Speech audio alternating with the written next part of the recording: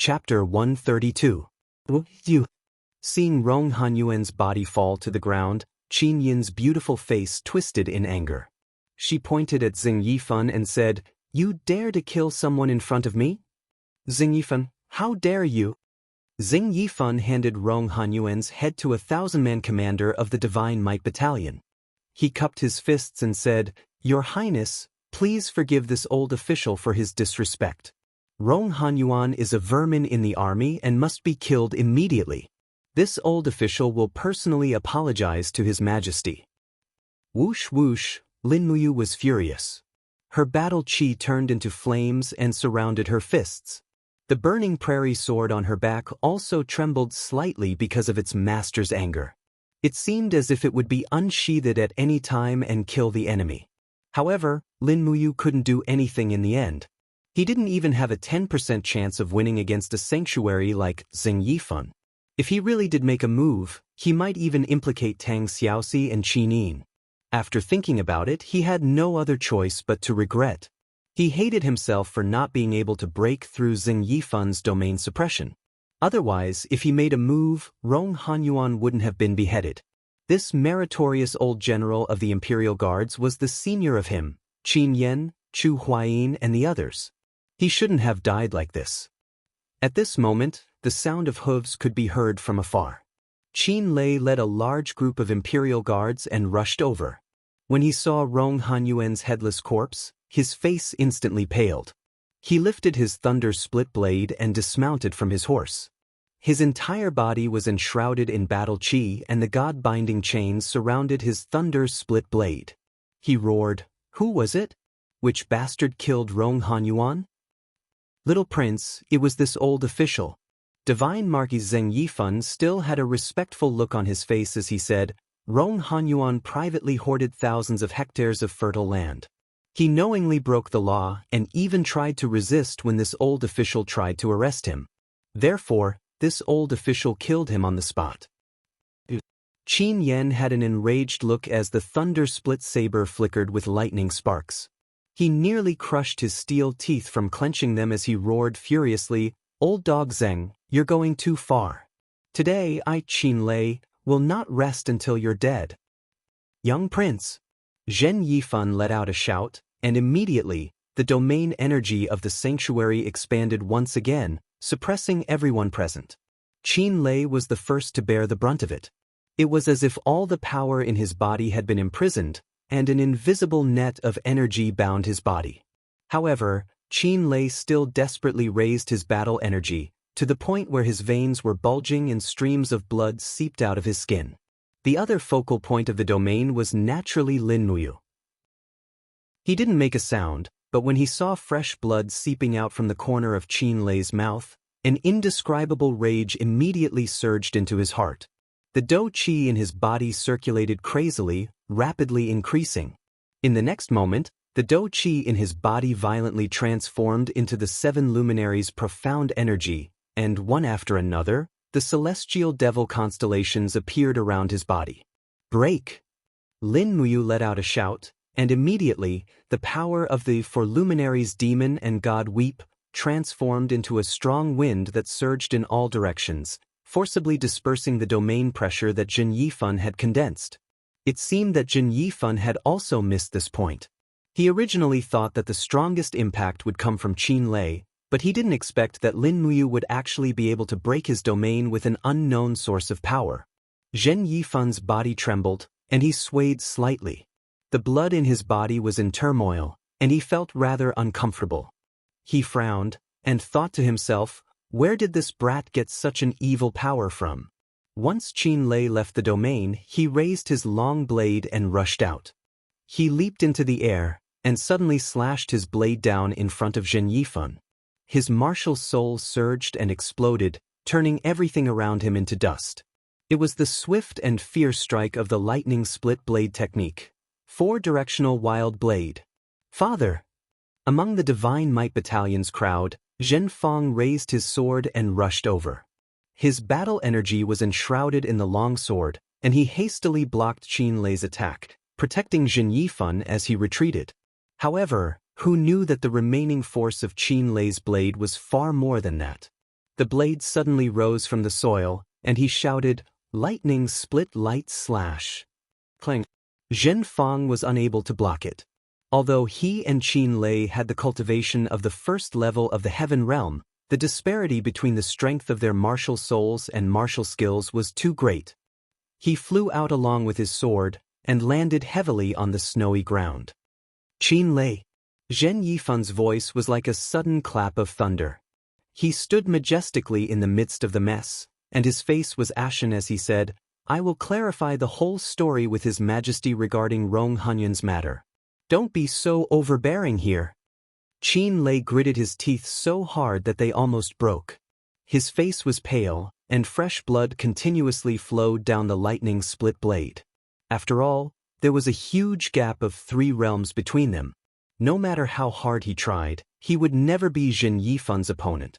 Lin Muyu slowly walked forward and reached out her hand to hold Qin Lei's shoulder. She said, "A wise man knows better than to fight when the odds are against him. Big brother Qin Lei, just let it go." Qin Lei slowly lowered his head. The blood and tears in his eyes mixed together, and his shoulders trembled slightly. At this moment, he was almost swallowed up by unwillingness and anger. Zhen Yifan had killed Rong Hanyuan in front of a group of imperial guards. This was a huge humiliation. Rong Hanyuan had followed Qin Lei for many years, and he had done his duty diligently. However, he ended up like this in the end. Qin Lei could not absolve himself from the blame. Qin Lei's arm, which was holding onto the blade, was trembling slightly. His eyes were bloodshot, and he said in a low voice, "If I don't kill Zheng Yifan, I, Qin Lei, swear that I am not a man in this life." Lin Muyu nodded and said, "All right, I understand." Zheng Yifan snorted coldly. He helped Zhen Fang up and led a group of Divine Might Battalion soldiers away ostentatiously. Qin Lei gritted his teeth and picked up Rong Hanyuan's head from the ground. His face was pale, and he said, "Use a needle and thread to sew General Song's head and body together. Bury him with the ceremony of a deputy general." Chu Huaying received Rong Hanyuan's head.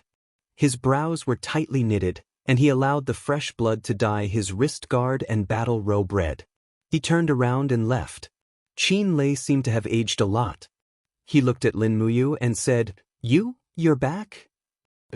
Lin Muyu didn't know what to say to comfort Qin Lei. She didn't know how deep the friendship between Qin Lei and Rong Hanyuan was, so anything she said would seem to be inappropriate. Qin Lei held his shoulder and said, "This time, it's all thanks to you. Otherwise, the consequences would be unthinkable. Zheng Yifan is a dog with wild ambitions. If we let him continue to be so rampant, I'm afraid that our Qin family's empire will be in danger." As he spoke, Qin Lei looked at Qin Yin and said, "Your Highness, shall we go and have an audience with His Majesty? He dared to openly enter Zetian Palace Hall today to kill my general. Perhaps he will directly kill his way into Zetian Palace Hall tomorrow to make things difficult for His Majesty." Qin Yin nodded. "Yes, let's go and see Royal Father now." At this moment, Lin Muyu's body slightly trembled, and the 7 luminaries' profound energy in his body started to backfire. After all, the strength of his soul wasn't enough to control the 4th luminaries. This time, he forcefully used the 4th luminaries to break Zheng Yifan's domain. Zheng Yifan was fine, but he himself was already injured. Tang Xiaoxi was attentive, and she hurriedly supported him and asked, "Mu, are you all right?" "I'm fine." Lin Muyu waved his hand and forcefully raised his battle chi to resist the 7 luminaries' profound energies backfire. However, it was as if the inside of his body was overturned, and he couldn't recover in a short period of time. Half of the power in his body seemed to have been sucked away by the 7 luminaries' profound energy.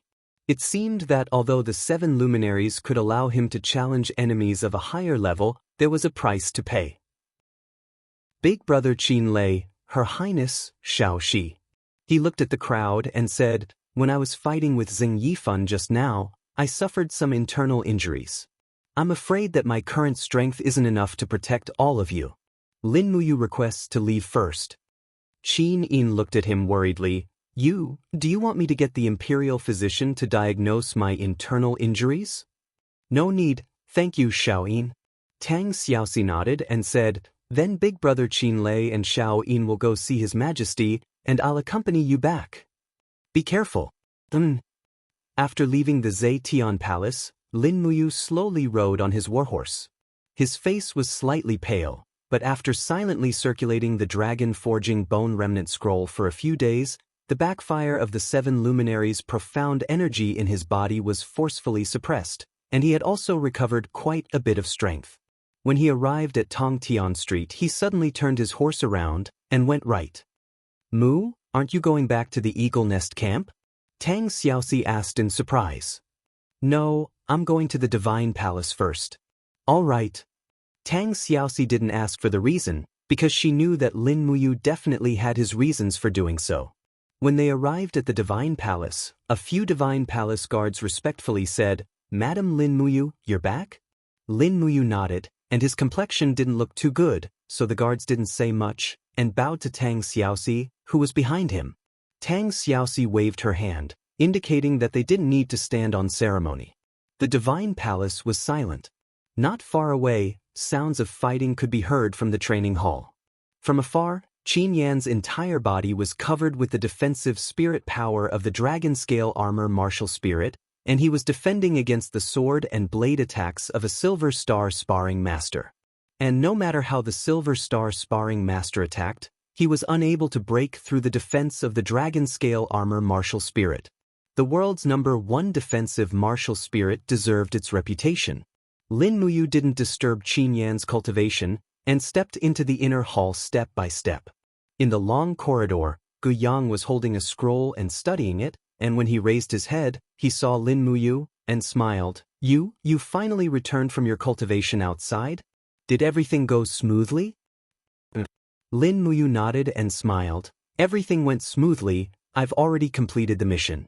Grandpa Gu Yang, I want to look for Grandpa Lei Hong, is he still in the Divine Palace? Yes, he's here, I'll bring you there now. All right. Inside the main hall, Lei Hong sat cross-legged, battle chi lingering around his body, and he was cultivating. After Lin Muyu, Tang Xiaoxi, and Gu Yang entered, they didn't disturb him, and just sat quietly at the side and waited. Not long after, Lei Hong opened his eyes after one circulation, and said with a smile, You, Princess Shi, you're here? Yes. Tang Xiaoxi smiled. Lei Hong said, Since you're here, there must be something, right? Lin Muyu asked, Grandpa Lei Hong, I have something to ask you, and I hope you can answer me truthfully. And ask you, Grandpa Lei Hong and Zheng Yifan, who's stronger? Lin Muyu asked directly. Lei Hong was stunned, stroked his white beard, and said with a smile, Zheng Yifan is stronger. Then, between Grandpa Chu Chu and Zheng Yifan, who's stronger? Lin Muyu continued to ask.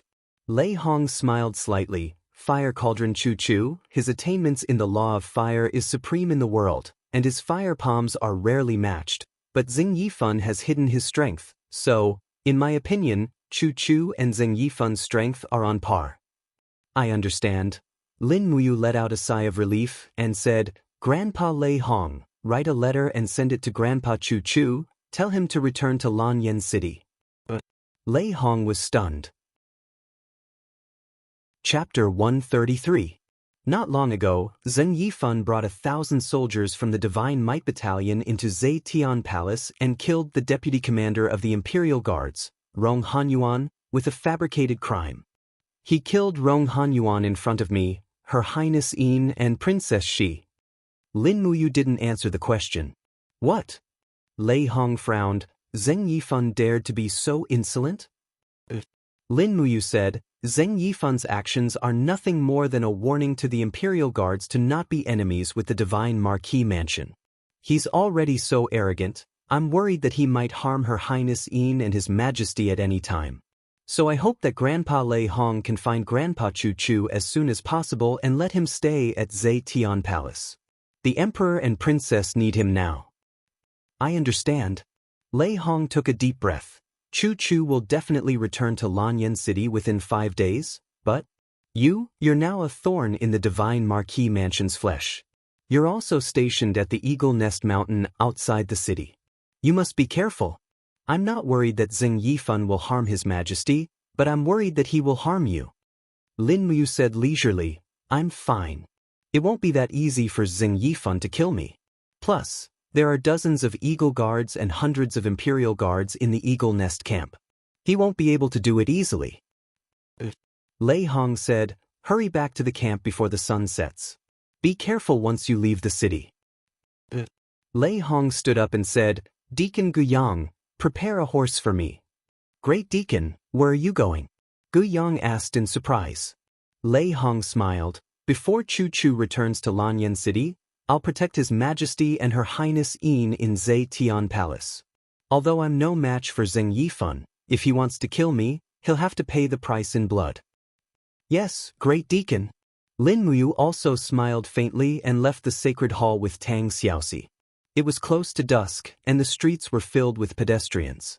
From afar, the spiritual medicine department opposite the holy temple looked like two giants standing majestically among the buildings of the imperial capital, facing the holy temple from afar, like two giant gods guarding the imperial capital. Xiaoxi, I think? Lin Muyu suddenly stopped her horse. Tang Xiaoxi giggled, her eyes sparkling with cunning. Do you want to see Sister Chu Yao? Yeah, Lin Muyu also knew that Tang Xiaoxi was interested in her, so she asked, you won't be jealous or angry, right? Tang Xiaoxi shook her head and smiled. Mu, you and Sister Chu Yao risked your life to come all the way from Kathaya City to Wild Orchid City. If you ignore her, I'll really question your character. Lin Muyu couldn't help but laugh. What's wrong with my character? It's pretty good. Tang Xiaoxi flipped off her horse and said, then I won't accompany you in. Come out quickly and send me back to the Duke's mansion on the way. Okay. After leaving her horse outside, Lin Muyu quickly stepped into the spiritual medicine department. No one stopped her along the way, and she went straight to the courtyard where Chu Yao lived. Just as she pushed open the courtyard door, she heard a sharp whistling sound. The pear blossom sword was shot through the air into a tree trunk in the courtyard. Chu Yao stood a few meters away with two fingers pressed together, and true energy enshrouded her fingers. Not bad. Lin Muyu smiled. Chu Yao was stunned, and then her eyes immediately turned red. She opened her arms and threw herself into Lin Muyu's embrace, her shoulders trembling. You? I heard a lot of bad rumors. I thought that something bad had happened to you in the dragon-seeking forest. I have nightmares every night. It's great that you came back alive. Lin Muyu hugged her senior sister's slender waist helplessly and smiled. Didn't I come back alive? Sister Chu Yao, time is precious. I still have to return to the Eagle Nest camp to submit my orders. Come, let me teach you a few advanced techniques of sword kinesis. And alright. Chu Yao was happy. Thus, within 20 minutes, Lin Muyu taught her all the secrets and tricks of the four-element sword kinesis.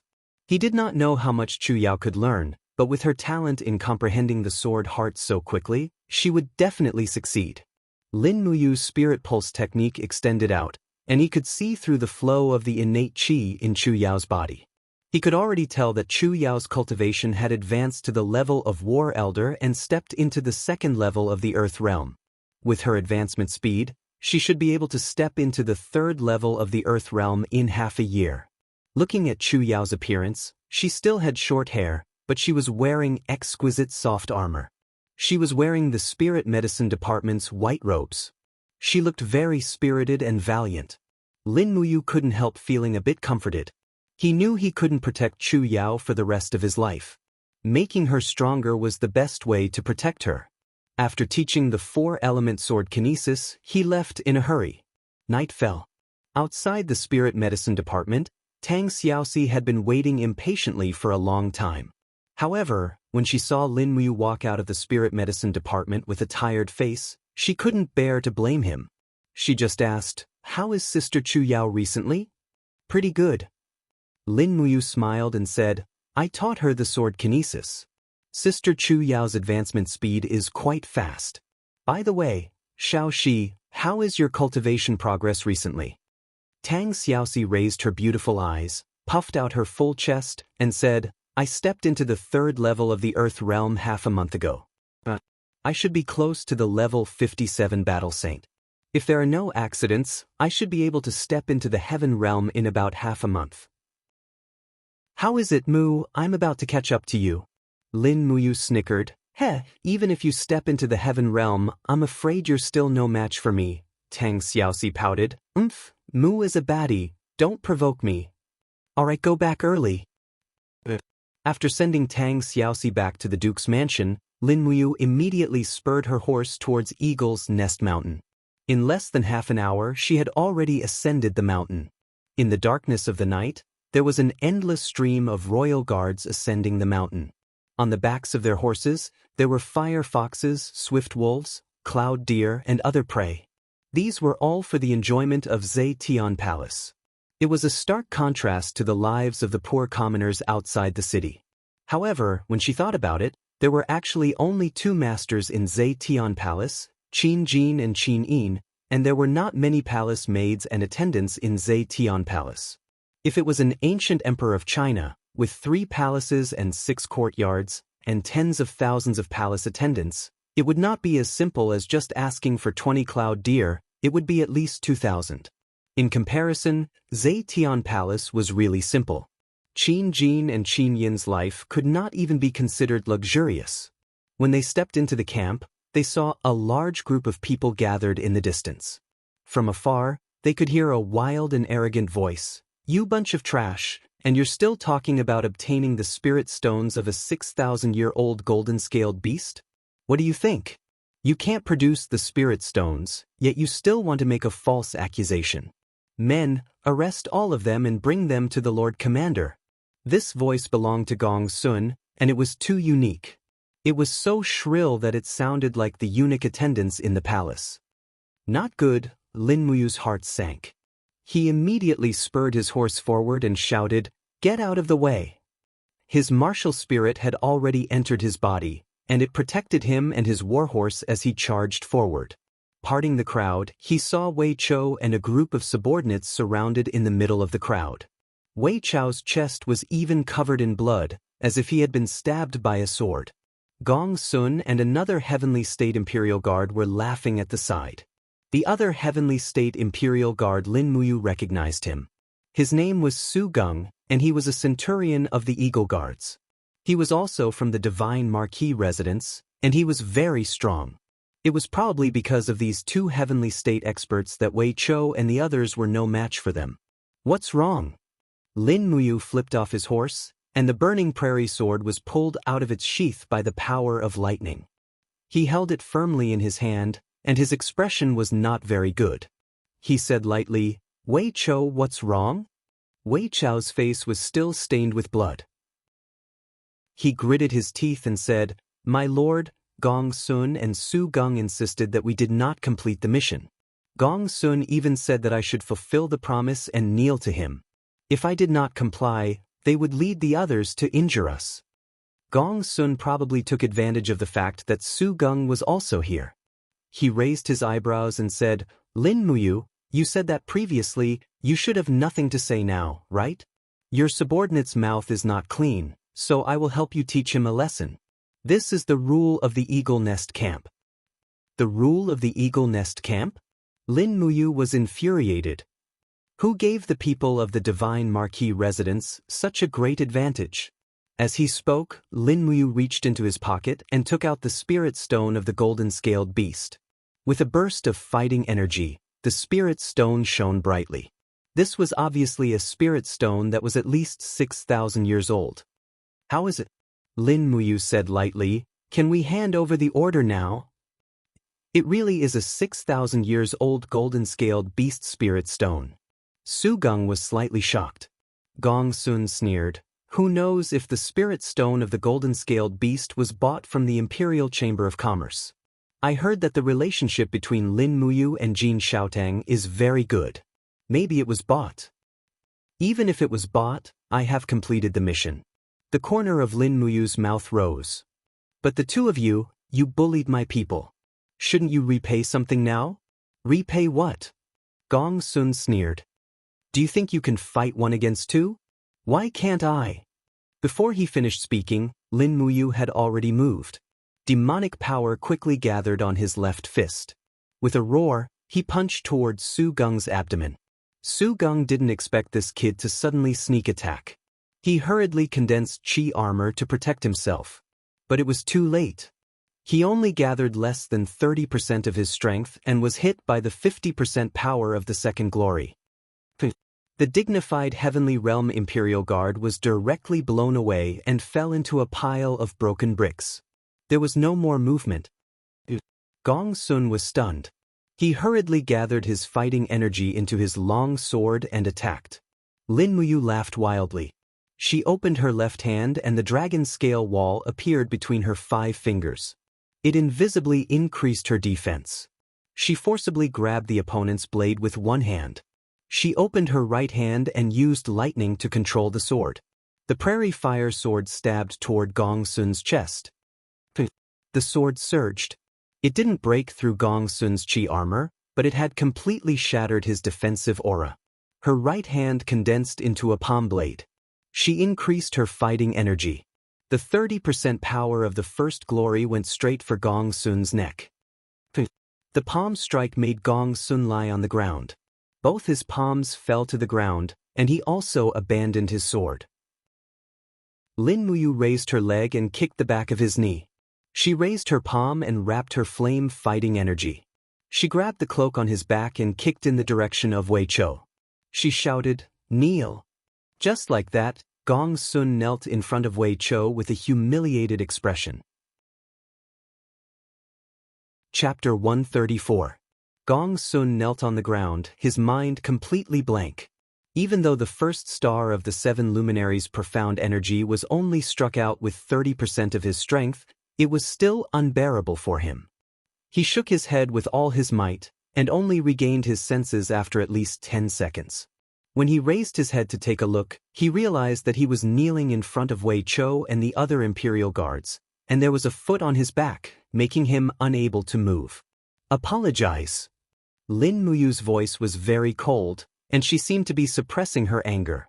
Gong Sun clenched his teeth and struggled to stand up as he bellowed, "You want this daddy to apologize to Ingji's son? Only if I, Gong Sun, am dead. Stop dreaming. Kill me if you have the guts." Lin Muyu didn't say anything. She raised her hand and pulled out the prairie fire sword. She spat out her battle aura, and the blade was surrounded by raging flames. Just like that, she placed it on Gong Sun's neck. It was boiling hot, and in the blink of an eye, the skin on his neck was charred black. That kind of pain was naturally unbearable for an ordinary person. Even though Gong Sun was arrogant, he only had arrogance and no pride. He couldn't endure pain, and he bellowed like a pig being slaughtered, "Lin Muyu, you bastard! What exactly do you want?" "Apologize to Wei Chou."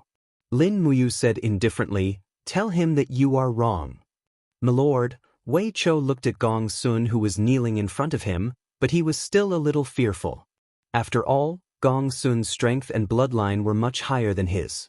Furthermore, Gong Sun was the squad leader of the Imperial Guards, and his military rank was much higher than his. "Apologize." Lin Muyu continued to bellow, and the battle aura in her hand increased by 10%. Instantly, the flames on the prairie fire sword became even more intense. If this continued, Gong Sun wouldn't be able to last more than a minute. Enduring the intense pain, Gong Sun laid on the ground with both hands on the ground, and said word by word with a trembling voice, "Wei Chou, I am sorry. Gong Sun is wrong. I have let you down. I apologize to you right here." What? The flames on the burning prairie sword were extinguished. Lin Muyu raised her hand and sheathed the longsword. She removed the combat boots that were on Gong Sun's back and said coldly, "I hope you won't do it again in the future. Wei Chou is my, Lin Muyu's, subordinate. It's not your turn to discipline him, Gong Sun." Yes. Gong Sun was no longer as arrogant as before. He continued to kneel there and violently coughed a few times. Drops of blood splattered on the ground. In the corner, Su Gung, who was in the ruins, coughed as well. He stumbled and crawled as he stood up. His face was covered in blood. He was caught off guard and took the second element with 50% of its power. It was already considered pretty good that he didn't die. At this moment, the surrounding royal guards had fear written all over their faces. No one expected Lin Muyu to be so strong. He, Gong Sun, and Su Gong were also in the first heaven of the heaven realm, but he was able to subdue Gong Sun and Su Gong in 2 moves. No one knew how strong this kid was. In fact, the reason for such an outcome was very simple.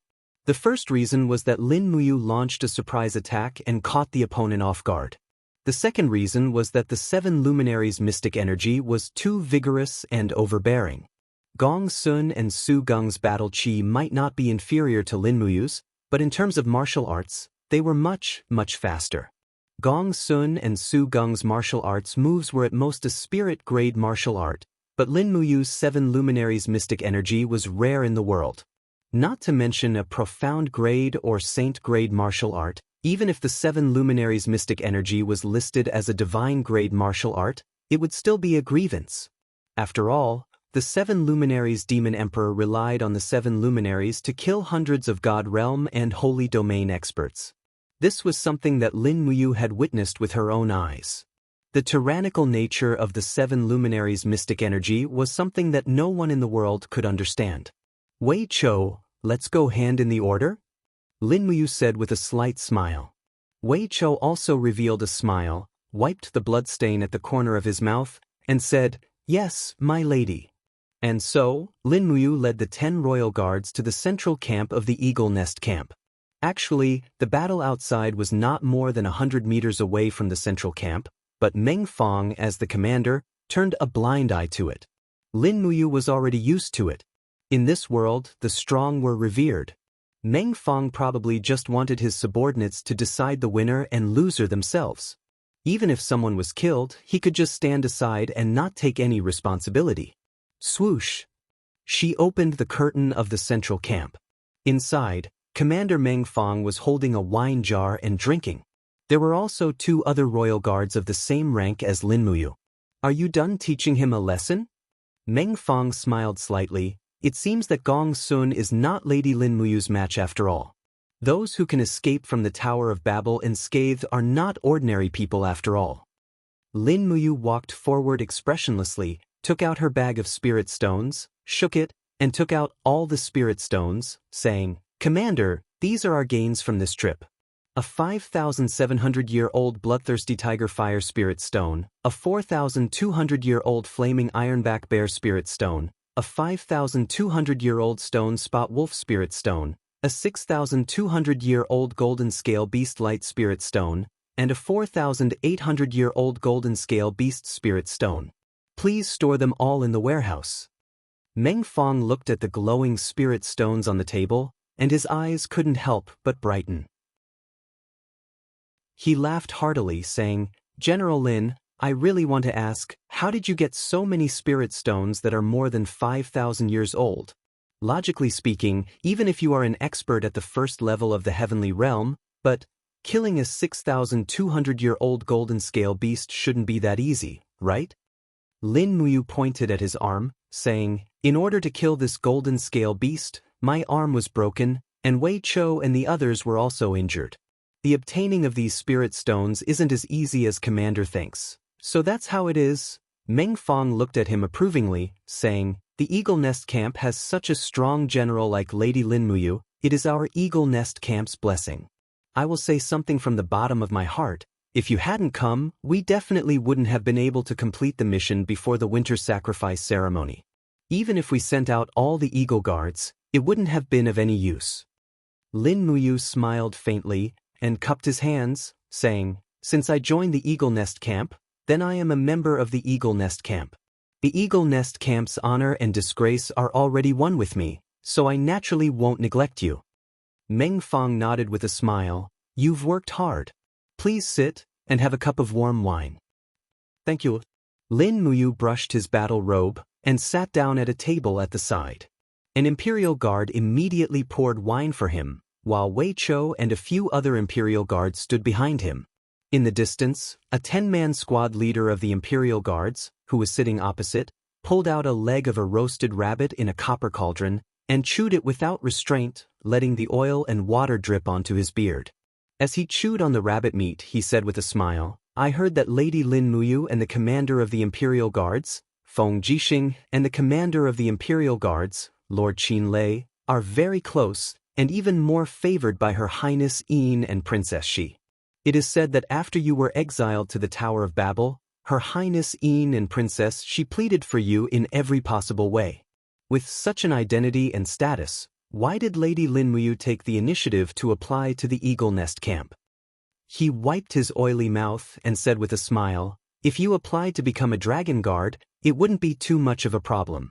Could it be that serving Her Highness Lin Muyu, the #1 beauty of the imperial capital, and the heir of the family, Her Highness Qin Yin, is not as good as staying with us uncouth eagle guards? Lin Muyu frowned and did not know how to answer. After thinking for a long time, she said, perhaps it is because I feel that my days in the Eagle Nest camp will be more relaxing? Meng Fang laughed. Lady Lin Muyu is right. Our Eagle Nest camp is the army that is the furthest away from Zetian Palace among the Imperial Guards.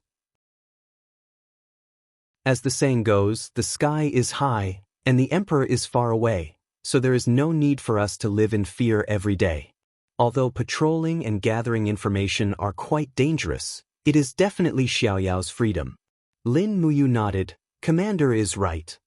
Just as the bearded general was about to continue speaking, Meng Fang interrupted him, saying, Lord Xiahou, Lin Muyu has just returned from patrolling, and she is already injured. Don't ask those nonsensical questions. If you really want to ask, you can ask them later. Xiahou was startled, and then cupped his fists, saying, Yes, Commander. Not long after, following Meng Fang's orders, Gong Sun and Su Geng also entered the tent. Gong Sun's neck was wrapped in thick bandages, and one of Su Geng's arms was drooping. It seemed that the violent impact had injured his arm. When he saw Gong Sun and Su Geng's appearance, Xiahou laughed loudly and said mockingly, Oh, how did the two generals of the Divine Marquis residence end up in such a sorry state? Could it be that they met a divine domain expert like the Fire Cauldron Chu? Otherwise, who would be able to beat Lord Gong Sun of the Eagle Nest camp to such a state? Gong Sun's face flushed red, saying, Xiahou, drink your wine, don't talk nonsense. Xiahou laughed loudly. Lin Muyu glanced at him and thought that this Xiahou mouth was indeed too wicked. However, when she heard him ridicule Gong Sun and Su Geng, she actually felt a faint sense of satisfaction in her heart. This was the outcome of a vile person. After eating and drinking, and filling their stomachs, they left the tent with Wei Chou and the others. My lord, our camp is to the south of the Eagle Nest camp. Wei Chou said respectfully. It's just a tent that was just set up today. Wei Chou added cautiously, afraid that Lin Muyu would be unhappy. After all, Lin Muyu was now the #1 hero of the Eagle Nest camp. If he complained that the tent was too simple and crude, it would not look good for everyone. Fortunately, Lin Muyu did not care about this, and said with a smile, It's okay, it's fine as long as it can block the wind and rain. When they arrived at the camp, it was indeed very simple. The tent that Lin Muyu, the deputy commander of the Imperial Guards, was just a simple white tent. Although it could block the rain, it might not be able to block the wind. There was a simple bed inside, but it was actually just some hay padded on top. After entering the tent, Lin Muyu was speechless. Mother Ker, the Eagle Nest camp was really too poor, so poor that it was a little exaggerated. My lord, are you satisfied? Wei Chou also could not stand it anymore. Lin Muyu's gaze fell on the outside. The tent of Wei Chou and the others was even more simple. It was just a straw hut leaning against a large tree at the peak of the mountain. The cold wind was blowing all around, and they would have an even more difficult night. Frowning, Lin Muyu said, Everyone will make do for the night. Tomorrow, come with me to the capital to purchase materials. We will build our own camp. Yes, my lord. A trace of joy flashed across Wei Chou's face. Chapter 135. Lying on the soft bed, Lin Muyu saw a longhorn beetle gracefully crawling on the edge of her bed. She couldn't help but let out a long sigh. Eagle Nest Mountain's campsite was indeed natural. This place was too close to nature. Closing his eyes, he ignored the heavenly bowl and slowly activated the spirit meridian art. In this period of time, Lin Muyu had shifted the focus of her cultivation from the forging dragon bone remnant scroll to the spirit pulse technique. This was because the benefits of the spirit pulse technique were obvious. In the past, using the two luminaries' demonic dance once would drain her soul energy, but now, using the second luminaries 3 times consecutively would not be a problem. After all, the 7 luminaries' dark force was her strongest killer move, so the spirit pulse technique was the foundation. Moreover, the spirit meridian technique had even saved his life in Sky Split Tower. Lei Hong had said that the creator of the spirit meridian technique was a madman, but now it seemed that the creator of the spirit meridian technique was simply a peerless genius. He slowly spread out his spirit sense. Even though he had closed his eyes, everything around him seemed clearer than when he had his eyes open. The heavenly bull was crawling along a grass branch, and above its head, a black spider was silently weaving a web. Winter had come too quickly this year, so much so that the animals were still too slow to go into hibernation. In fact, even after the snow on Eagle's Nest had melted, it was still green. Further away, a group of royal guards were drinking and chatting. Lin Muyu could easily recognize their voices. Among them were Gong Sun and Su Gung. Their tents were about 120 meters away from Lin Muyu, but the spirit pulse technique was able to hear their voices. It was amazing. That little bastard, I must kill him. Gong Sun slammed his wine glass on the table. Su Gung said, Lin Muyu's punch was too fast, and there was a demonic power in it. My battle aura protection was useless against it. I don't know what's going on. Gong Sun replied, only the heavens know where he learned this crooked method from. Otherwise, I wouldn't have been subdued so easily. If this matter were to spread to the Divine Marquis residence, I'm afraid that the Divine Marquis would be disappointed in us. Su Gung smiled. The Marquis has eyes and ears all over Lanyan City. I'm sure he knows by now. However, Brother Gong Sun, you don't have to worry. Lin Muyu has ruined the plans of the Marquis and the little Marquis. The Marquis will definitely not let Lin Muyu off so easily. We just have to wait for the Marquis to send even stronger people to make things difficult for that brat. Gong Sun's rage hadn't dissipated as he said, if it's possible, I want to personally chop off that little bastard's head. As you wish. When Lin Muyu heard this, she frowned. She continued to extend her spiritual sense outwards, but she could no longer hear the voices of people. 120 meters seemed to be the limit. Any further and the voices would become intermittent and indistinct. She could not hear them at all. The spirit meridian art rippled outwards layer by layer, causing his mind to be clear and his thoughts to be unprecedentedly clear. He cultivated all the way until midnight. A wave of tiredness hit him, and he closed his eyes to sleep. The next morning, when he woke up, he saw the Spirit Fire Division of the Eagle Nest camp making breakfast in the distance. Wei Cho respectfully said outside the tent, Sir, the Eagle Nest camp's rule is that there will be an hour of training in the morning before breakfast is served. He got up, brushed his teeth and washed his face. There was no toothpaste in this world yet, so he used something called tooth powder. It was said to be made from the powder of a plant, but the effect was not much different from toothpaste. However, washing his face was a problem because there were no men's skincare products like L'Oreal in the mainland. Fortunately, Lin Muyu did not mind.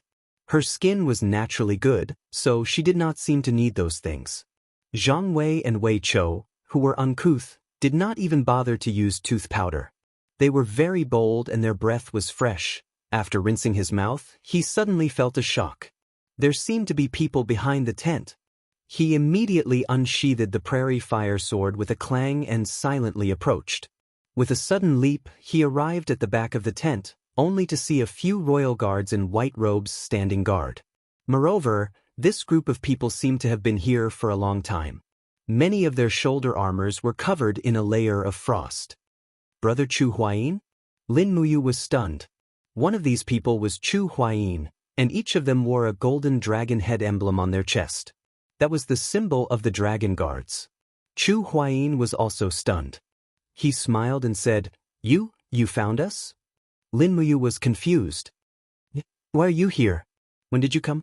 We came late last night. I didn't know. Lin Muyu secretly regretted it. She must have slept so soundly that she did not even notice the arrival of Chu Huayin and his group with the Spirit Meridian art. There were a total of 10 dragon guards, including Chu Huayin. Lin Muyu asked, "Brother Chu Huayin, this is the Eagle Nest camp. Why you here? Shouldn't you be protecting His Majesty and Her Highness Yin at Zetian Palace?" Chu Huayin brushed off the frost on his shoulders and smiled. Yesterday, Zhen Yifan attacked the royal guards and killed the deputy commander Rong Hanyuan. This is the first time he has provoked the royal guards, and there will definitely be a second time. Commander Qin Lei thinks that Zhen Yifan's next target is likely to be you, so he asked me to lead the 9 dragon guards to secretly protect you. I didn't expect you to still find out. Lin Muyu was grateful and terrified at the same time. She said, "But it's too hard for you to stay here. Brother Chu Huayin, bring everyone back to Zetian Palace. I'm very safe here. There are 70 eagle guards from the Eagle Nest camp and hundreds of royal guards. It won't be easy for Xing Yifan to touch me." You don't have to make things difficult for me. Chu Huayin smiled and said, "You know Qin Lei's temper. Once he has set his mind on something, he will definitely do it to the end. He has sent us to protect you until the day of the winter sacrifice ceremony. There are still 3 days left. Don't make things difficult for me, just let us follow you." All right then. Lin Muyu had a helpless look on her face.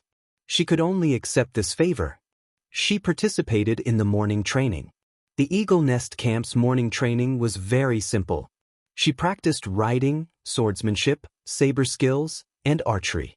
After spending so many days in Lanyan City, although Lin Muyu's riding skills couldn't be said to be extraordinary, it was still considered first-rate. In terms of swordsmanship, her 4-elemental sword kinesis could be said to be the best, so she didn't need much training. Her saber skills were average, and as for archery, she still needed to learn it from Wei Chou. Tuk-tuk-tuk. The sound of horse hooves reverberated throughout the training grounds. Wei Chou was riding on a warhorse. He opened his palm and took out 3 arrows from his quiver. Pa pa pa. He shot 3 arrows consecutively, hitting 3 targets. This brat was not only good at fixed-point archery, but his mounted archery was also considered outstanding in the Eagle Nest camp. For a moment, the onlookers all cheered. Even Chu Huayin raised his sword and cheered loudly. When it was Lin Muyu's turn, she charged forward on her warhorse. At the same time, she raised her treasured carving bow and shot 1 arrow after another. You can't become fat in one bite. Buzz!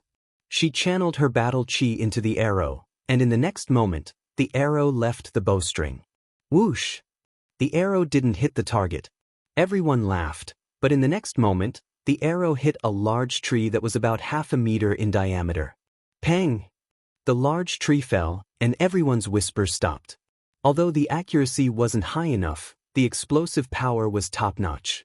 Commander Meng Fong had a look of helplessness on his face as he said, "Lady Lin Muyu's archery skills are really eye-opening." Lin Muyu lowered her head and didn't say anything. This kind of thing was really too embarrassing. After breakfast, it was time for the Eagle Nest camp's daily training. After lunch, it was finally free time.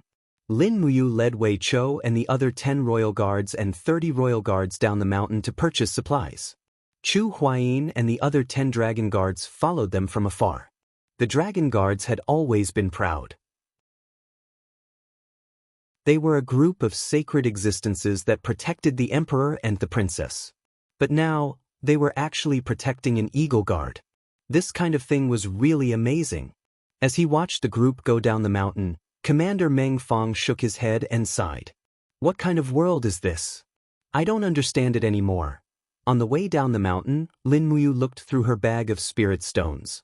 She realized that apart from the spirit stones she had handed over, there were still some spirit stones left. There were 2 4,000-year-old stone-type spirit stones, 1 5,000-year-old fire-type spirit stone, and a 5,100-year-old thorn demon poison-type spirit stone.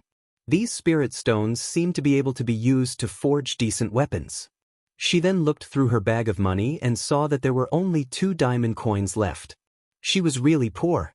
This amount of money was not enough to purchase enough military supplies for the 110 soldiers under her command. She had to make a trip to the imperial business firm. After entering the imperial capital, it was still bustling as usual along the way.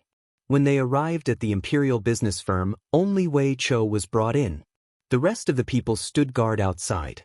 Lin Muyu was wearing the Holy Temple's battle robe, while Wei Chou was wearing the Royal Guard's armor. They were very eye-catching. Fortunately, the supervisor on duty recognized Lin Muyu. He immediately came forward and smiled. "Sir Linji, you are finally here. Are you looking for Miss Xiaodang?" "Yes. Also, don't call me Lin Ji. Call me Lin Muyu." A few minutes later, Jin Xiaotang walked out of the inner hall with an excited expression. Seeing Lin Muyu was like seeing a business opportunity. She did not hide her excitement at all. She walked up and grabbed Lin Muyu's arm. She smiled and said, "Sir Lin Ji, you haven't come for a long time. Do you know that Xiaotang has been anxiously waiting for you?" "No, I should call you Sir Lin Muyu now." The imperial business firm was indeed omnipotent. Nothing could be hidden from them. Jin Xiaotang must have seen through everything about him. Lin Muyu nodded with a smile. "Aren't I here now?" As he said this, he felt that something was wrong. He felt that this kind of conversation was a bit like the conversation between a prostitute and the madam of a brothel in ancient times. He looked down and saw the excitement on Jin Xiaotang's beautiful face. He immediately felt a sense of guilt.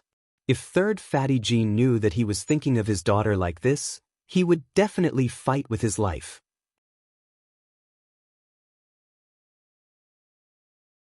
Chapter 136. Madam Lin Muyu, what do you need this time? Jin Xiaotang asked with a smile as she brought Lin Muyu around the shop with her hands behind her back. She exuded the aura of a young girl.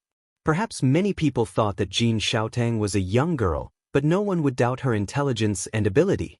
It was precisely because of Lin Muyu's refining skills that Jin Xiaotang treated him with such importance and politeness. Otherwise, who do you think you are? Lin Muyu thought for a moment and said, "I'm afraid I'll have to put it on credit again this time because I only have 2,000 Jinin dollars on me." "Sure." Jin Xiaoting covered her mouth and laughed. "You're a diamond card customer of our Imperial Merchant Guild, and you're so familiar with me. As long as you say the word, you can put as much as you want. All right, let's go. I want to buy some spirit stones and black iron." "All right." Arriving at the spirit stone shop, Lin Muyu scanned the new spirit stones. There were only 3 that caught Lin Muyu's attention. One was an 8,700-year-old Thunder Attribute Spirit Stone, one was a 6,400-year-old Frost Attribute Spirit Stone, and the last was a 5,000-year-old Wind Attribute Spirit Stone. He pointed at these 3 and said, "How much do these 3 spirit stones add up?" "Oh," Jin Xiaotang blinked her eyes and said, "Thunder-type spirit stones are rare to begin with, so an 8,700-year-old one is even rarer. Therefore, this 8,700-year-old Thunder-type spirit stone is priced at 21,000 Jinin coins. The 6,400-year-old Ice-type spirit stone is priced at 7,000 Jinin coins, and the 5,000-year-old Wind-type spirit stone is priced at 3,000 Jinin coins. That's a total of 31,000 Jinin coins. Xiaotang will give you a 30% discount and round it up to 20,000 Jinin coins." "All right, take it off and give it to me. I'll put it on credit." "All right."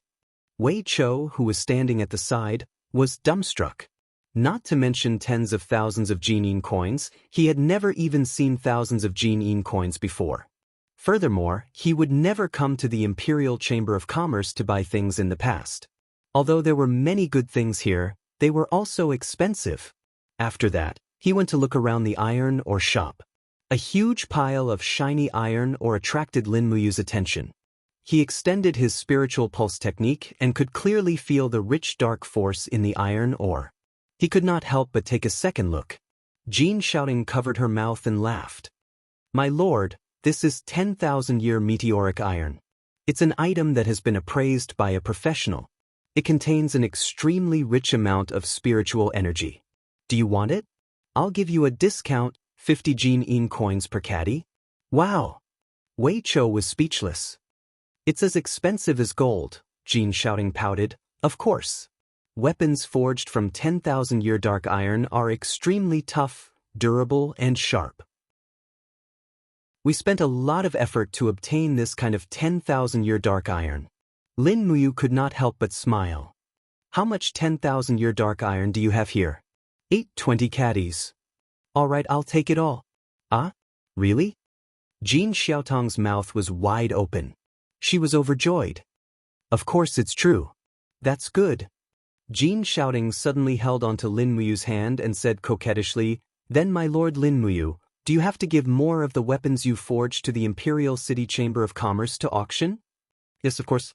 Although she knew that this was only Jin Xiaotong's business method, Lin Muyu was still amused by her coquettish appearance. Thus, they bought a large pile of 10,000-year dark iron and borrowed another 40,000 Jin coins. They had already lost 60,000 Jin coins. However, Jin Xiaotang did not mind. The Imperial City Chamber of Commerce was a big business. If they could hold onto the thigh of a blacksmith and alchemy master like Lin Muyu, it would be worth it no matter how much money they spent. Moreover, Jin Xiaotang had always kept her promise and strictly kept her business dealings with Lin Muyu a secret. Otherwise, Lin Muyu would have long become the target of competition among the Imperial City Chamber of Commerce. "All right, my lord Lin Muyu." Jin Xiaoting blinked and said, "Actually, if you need money, the faster way is to forge Dream of the Extreme. After all, we can raise the price of Dream of the Extreme to a very high level. We also have a lot of raw materials here. How about it? Will you consider it?" "How many raw materials do you have?" Lin Muyu asked. "Enough to forge 40 bottles of Dream of the Extreme." "That's good." Lin Muyu nodded. "How much do these raw materials cost?" 20,000 Jin coins. "Yes, pack them for me and bring them along." "All right." Jin Xiaotang was overjoyed. She knew that once Lin Muyu successfully forged these weapons, the Imperial Capital Chamber of Commerce was destined to set off a frenzied wave of business in Lanyan City, bringing out countless black and spirit-grade weapons in one go. In addition to the legendary Peak of Reverie, once this gimmick spread, wouldn't those competitors all kneel down and call her daddy? Jin Xiaoting felt uneasy when she thought about how the detestable boss of the Wulin Enterprise always looked at her with perverted eyes and wanted to poach her to be the vice manager of the Wulin Enterprise. This time, as long as Lin Muyu forged these items for her, the Imperial City Chamber of Commerce would be able to snatch at least 30% of the customers from the Wulin Enterprise. She wanted to see how that damn fatty would cry when that happened. "Oh, that's not right. Her father was also a damn fatty." Jin Xiaotong's expression kept changing. Lin Muyu and Wei Chou felt goosebumps when they saw her expression. Who knew that this beautiful girl had so many thoughts in her heart? "Miss Xiaotang, I have another presumptuous request," Lin Muyu said. Jin Xiaotang was already very obedient. "Hee, Lady Lin Muyu, please tell me." "Oh no, brother Yu, please tell me." "Xiaotang will try her best to fulfill your request." "Give me another 10,000 Jin coins on credit. I want cash," Lin Muyu said as she touched her forehead. She was a little embarrassed to ask. This time, she had taken more than 90,000 Jin coins from the Imperial City Chamber of Commerce without giving anything to them. She looked like she could pack up and disappear at any time. However, Jin Xiaotang didn't even think about it. She smiled and said to the manager behind her, "Give 10 diamond coins to my brother Yu." Her shout had unknowingly shortened the distance between her and Lin Muyu. Although Lin Muyu knew that she would definitely be taken advantage of, it didn't matter. He liked doing business with this kind of person. When they left the Imperial City Chamber of Commerce with 10,000 Jin coins and a large amount of resources, Wei Chou's entire worldview was turned upside down. He said, "Lady, who are you? Why is Miss Jin Xiaotang of the Imperial City Chamber of Commerce so polite to you?" "You don't have to ask." Lin Muyu sighed and said, "I'm risking my life to earn money so that everyone in the Eagle Nest camp can have a better life. Look at our camp, it's no different from a pigsty." Wei Chou couldn't help but laugh out loud. "Then I thank you on behalf of my brothers." She gave all of the 10,000 Jin coins to Wei Chou and asked him to lead a group of Eagle Guards and Royal Guards to purchase daily necessities. She also contacted the Imperial City's stoneworks department and spent a lot of money to buy a lot of stone and wood. She also hired a team of 50 people to go up to the Eagle Nest Mountain and began to build her new camp with great fanfare. The other Eagle Guards were so jealous that they wanted to die. Many royal guards had lived and slept in the wilderness on the Eagle Nest Mountain, but they had never received such treatment. Chu Huayin looked at the construction scene in the distance and said, "You're so ostentatious? Aren't you afraid that Xing Yifan will use this opportunity to pick a fight? Did you forget how Lord Rong Hanyuan was executed? Xing Yifan found a loophole. I'm very worried that Xing Yifan will pick a fight with you and ask you where you got the money from." Lin Muyu took out a list from her pocket and said, "This is Miss Jean Xiaodong's list from the Imperial City's Chamber of Commerce. Don't worry, brother, I've thought about this thoroughly." "Okay, that's good." Chu Huayin smiled and said, "It wasn't easy for you and Yao to come to Lanyan City. It wasn't easy for me to get to where I am today.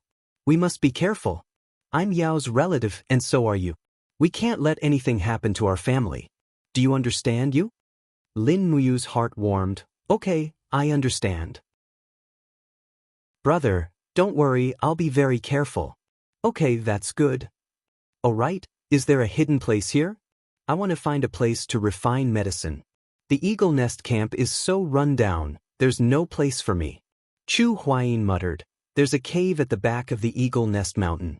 A 1,200-year-old black bear used to live there, but when the Eagle Nest camp was opened, Commander Feng Jixing and his men killed the bear and cooked it into a bear paw hot pot. That's why the cave has always been empty. If you don't mind, you can refine medicine in the cave. I'll bring my brothers to protect you." But Lin Muyu nodded happily and smiled, "Thank you, brother. Don't mention it." Chu Huayin patted his shoulder and smiled, "We're family." At this moment, a cavalryman suddenly rushed up the mountain. After dismounting, he cupped his fists towards Chu Huayin and said, "Lord Chu, a lady called Xiang Xiang from the capital asked me to send you a message. She said to meet you on the 3rd floor of the Peace Restaurant tonight." Chu Huayin was stunned. He shook his head and said, "Please help me send a message back to her. Chu Huayin is on a mission and doesn't have time for the whole day. Let's postpone the appointment. Chu Huayin has let her down." Lin Muyu was stunned. She seemed to have guessed something and said, "Brother Chu, it's okay. You can go first. I can do it alone." Chu Huayin shook his head and said in a firm tone, "No, I have to protect you the whole day. This is Commander Qin Lei's order. Furthermore, I don't want to lose any more family members. You don't have to say anything else. Let's go to the cave at the back of the mountain." Okay then." Lin Muyu didn't go against his wishes. She ordered a group of Imperial Guards to bring the iron ore and medicinal herbs to the back of the mountain. She followed behind Chu Huayin and looked at his handsome back. She felt a sense of family. Chu Huayin was like a big brother, protecting her and Chu Yao from harm. Even though he wasn't strong enough to fight against strong enemies, he wouldn't back down. Chapter 137. When they arrived at the back of the mountain, the snow had melted quite a bit, revealing a forest of green pines. Some maple trees that hadn't completely withered had fiery red leaves, bringing a hint of autumn to this cold winter. A group of Imperial Guards entered the cave with their weapons and searched for a while before reporting, "Sir, there's nothing in the cave." "Very good." Lin Muyu ordered for the iron ores and other things to be pushed in. Then, Chu Huayin personally guarded the outside, leaving only Lin Muyu in the cave. She fastened the torch to the stone wall at the side and found the most spacious place to place the iron ores and other things down. Then she looked to the side. Not bad, there was a small pool that could be used to cool weapons. Since forging consumed a lot of battle energy and physical strength, she refined the medicine first. He was already very familiar with refining Dream of Extreme Peaks. In less than an hour, he had refined a total of 47 bottles of Dream of Extreme Peaks. He packed up 40 bottles for Jean Xiaotang to sell and kept the other 7 bottles for himself. Then he walked out of the cave and found Chu Huayin leaning against the rock wall with his eyes closed. He was humming a guqin with his eyes closed. This guy was indeed an elegant person. Compared to uncouth men like Qin Lei and Feng Jixing, he was more attractive to women. Are you done refining? Chu Huaying was stunned. It's still early. Lin Muyu smiled. I've just finished refining the medicine.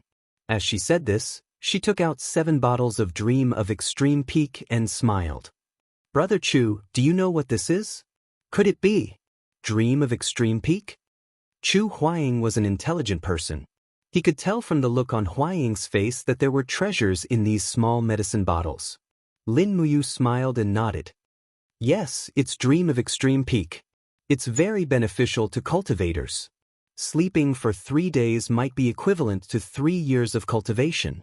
Here, these 7 bottles of medicine, you, Feng Jixing, and Qin Lei will each get a bottle. Perhaps Her Highness Yin can also send a bottle. Also, give Wei Chou a bottle. As for the rest, do as you see fit. Sister Chu Yao and Xiao Shi have already used it. This kind of medicine is only effective for the first time in a lifetime. If you drink it again, it will be useless. Use it with caution. Really? Chu Huaying was extremely excited, and his face was full of excitement as he said, You don't know this, but Commander Feng Jixing and Commander Qin Lei's cultivation is already close to the peak of the first level of the heavenly realm. Perhaps these 2 bottles of Dream Return to Extreme Peak can help them break through to the second level of the heavenly realm. Especially when the Divine Might Battalion is becoming more and more arrogant. It's like sending charcoal in a snowstorm. Lin Muyu nodded and said, Yes, but there's one thing. You'll be unconscious for 3 days. You must choose a good time, or else you might make a mistake. Don't worry, we know what to do. Alright, then I'll continue forging weapons. Alright, Big Brother will stay here until you come out. He began forging weapons and took out the spirit stone from his chest pocket. It was an 8,700-year-old thunder-type spirit stone, and this was also the best spirit stone Lin Muyu had. Whether or not he could break through to the saint rank weapon depended on the power of this spirit stone. He looked at the Burning Prairie Sword again. In reality, the sword spirit of the Burning Prairie Sword was a 9,000-year-old fire dragon, which was stronger than this spirit stone. However, at that time, it only used black iron, and not the 10,000-year black iron in front of him. Moreover, Lin Muyu's battle aura cultivation and fire refining skills at that time were not as good as they were now. The fire used to forge the Burning Prairie Sword was the earth fire from the 3rd layer of the treasure refining cauldron. Now that he had the hellfire from the 5th layer, the quality of the weapon he forged would naturally be completely different. The power of thunder was powerful and domineering, so he would forge an extremely domineering weapon, a spear. In a cavalry battle, a spear could be considered the king of all weapons. If it was good enough, it would not be a problem to sell it for a sky-high price. Taking out more than 100 gene of 10,000-year black iron, she placed it on the ground and summoned the treasure refining cauldron. Immediately, the 10,000-year black iron began to float. Lin Muyu slowly spat out her battle aura, and the flames inside the cauldron suddenly rose. The scarlet hellfire began to burn the 10,000-year black iron. Moreover, Lin Muyu could also feel the vigorous spirit energy inside the 10,000-year black iron, as if many of the spirit energy elements were jumping in joy, waiting to be reborn. After almost an hour, the large piece of 10,000-year black iron was refined. Sparks flew everywhere as the impurities inside the black iron were continuously refined. This process took about 10 minutes. The entire piece of 10,000-year black iron had already become a fiery red ribbon flowing in the treasure refining cauldron, waiting to be condensed into a weapon at any time. Grabbing the 8,700-year-old thunder-type spirit stone, he placed it into the treasure refining cauldron. The outer layer quickly melted, and the hellfire burned fiercely. Not long after, the spirit stone had already cracked. It was actually a dragon-like creature, and its entire body was enshrouded in lightning. Lulu warned, Big Brother, it's a thunder-horned beast. Be careful, its power of thunder is very strong. As expected, the thunder-horned beast pounced over with its claws and fangs bared. It opened its huge mouth, and streaks of purple lightning gathered. It looked like it was about to spit out a killing blow at Lin Muyu. However, this treasure refining cauldron was originally Lin Muyu's territory, so the thunder-horned beast naturally could not be arrogant. Leaping forward, Lin Muyu did not wait for the thunder-horned beast to attack and punched it. 3 luminaries all-life calamity.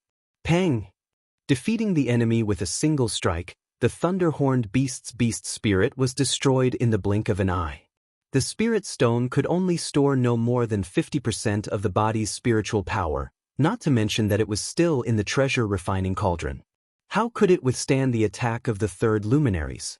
The thunder-horned beast's mournful wails slowly seeped into the pile of iron liquid. Lulu also quickly provided a series of spear molds. Lin Muyu chose one that looked extremely dazzling. Slowly gathering her strength, she reserved a space in the treasure refining cauldron. When the iron liquid and martial spirit were quickly poured into the space, the spear began to take shape. However, this was not the end. When the spear began to cool down, Lin Muyu still increased his battle chi and used the hellfire to temper the spear's edge. This was because this was the part that could withstand the strongest impact. When the spear pierced through the enemy's body, the spear's mission could be to break bones or break armor. Who knew? Under the spirit pulse technique, Lin Muyu's spiritual sense slowly spread out. When his spiritual sense was close to the spear's edge, he could even see the fine structure of the spear's edge as if he had turned on the microscope mode. Therefore, the precision of the forging process was also raised to the extreme. This was something that he did not expect. The spirit pulse technique could actually have such a magical effect in weapon forging. The entire process took a full 3 hours. Finally, the spear was forged. Poochie! The spear fell into the pool of water, stirring up waves of steam. Lin Muyu quickly picked up the spear and weighed it in his hand. The spear's shaft was not bad because it was hollow. Otherwise, it would not be called a spear, but an iron spear.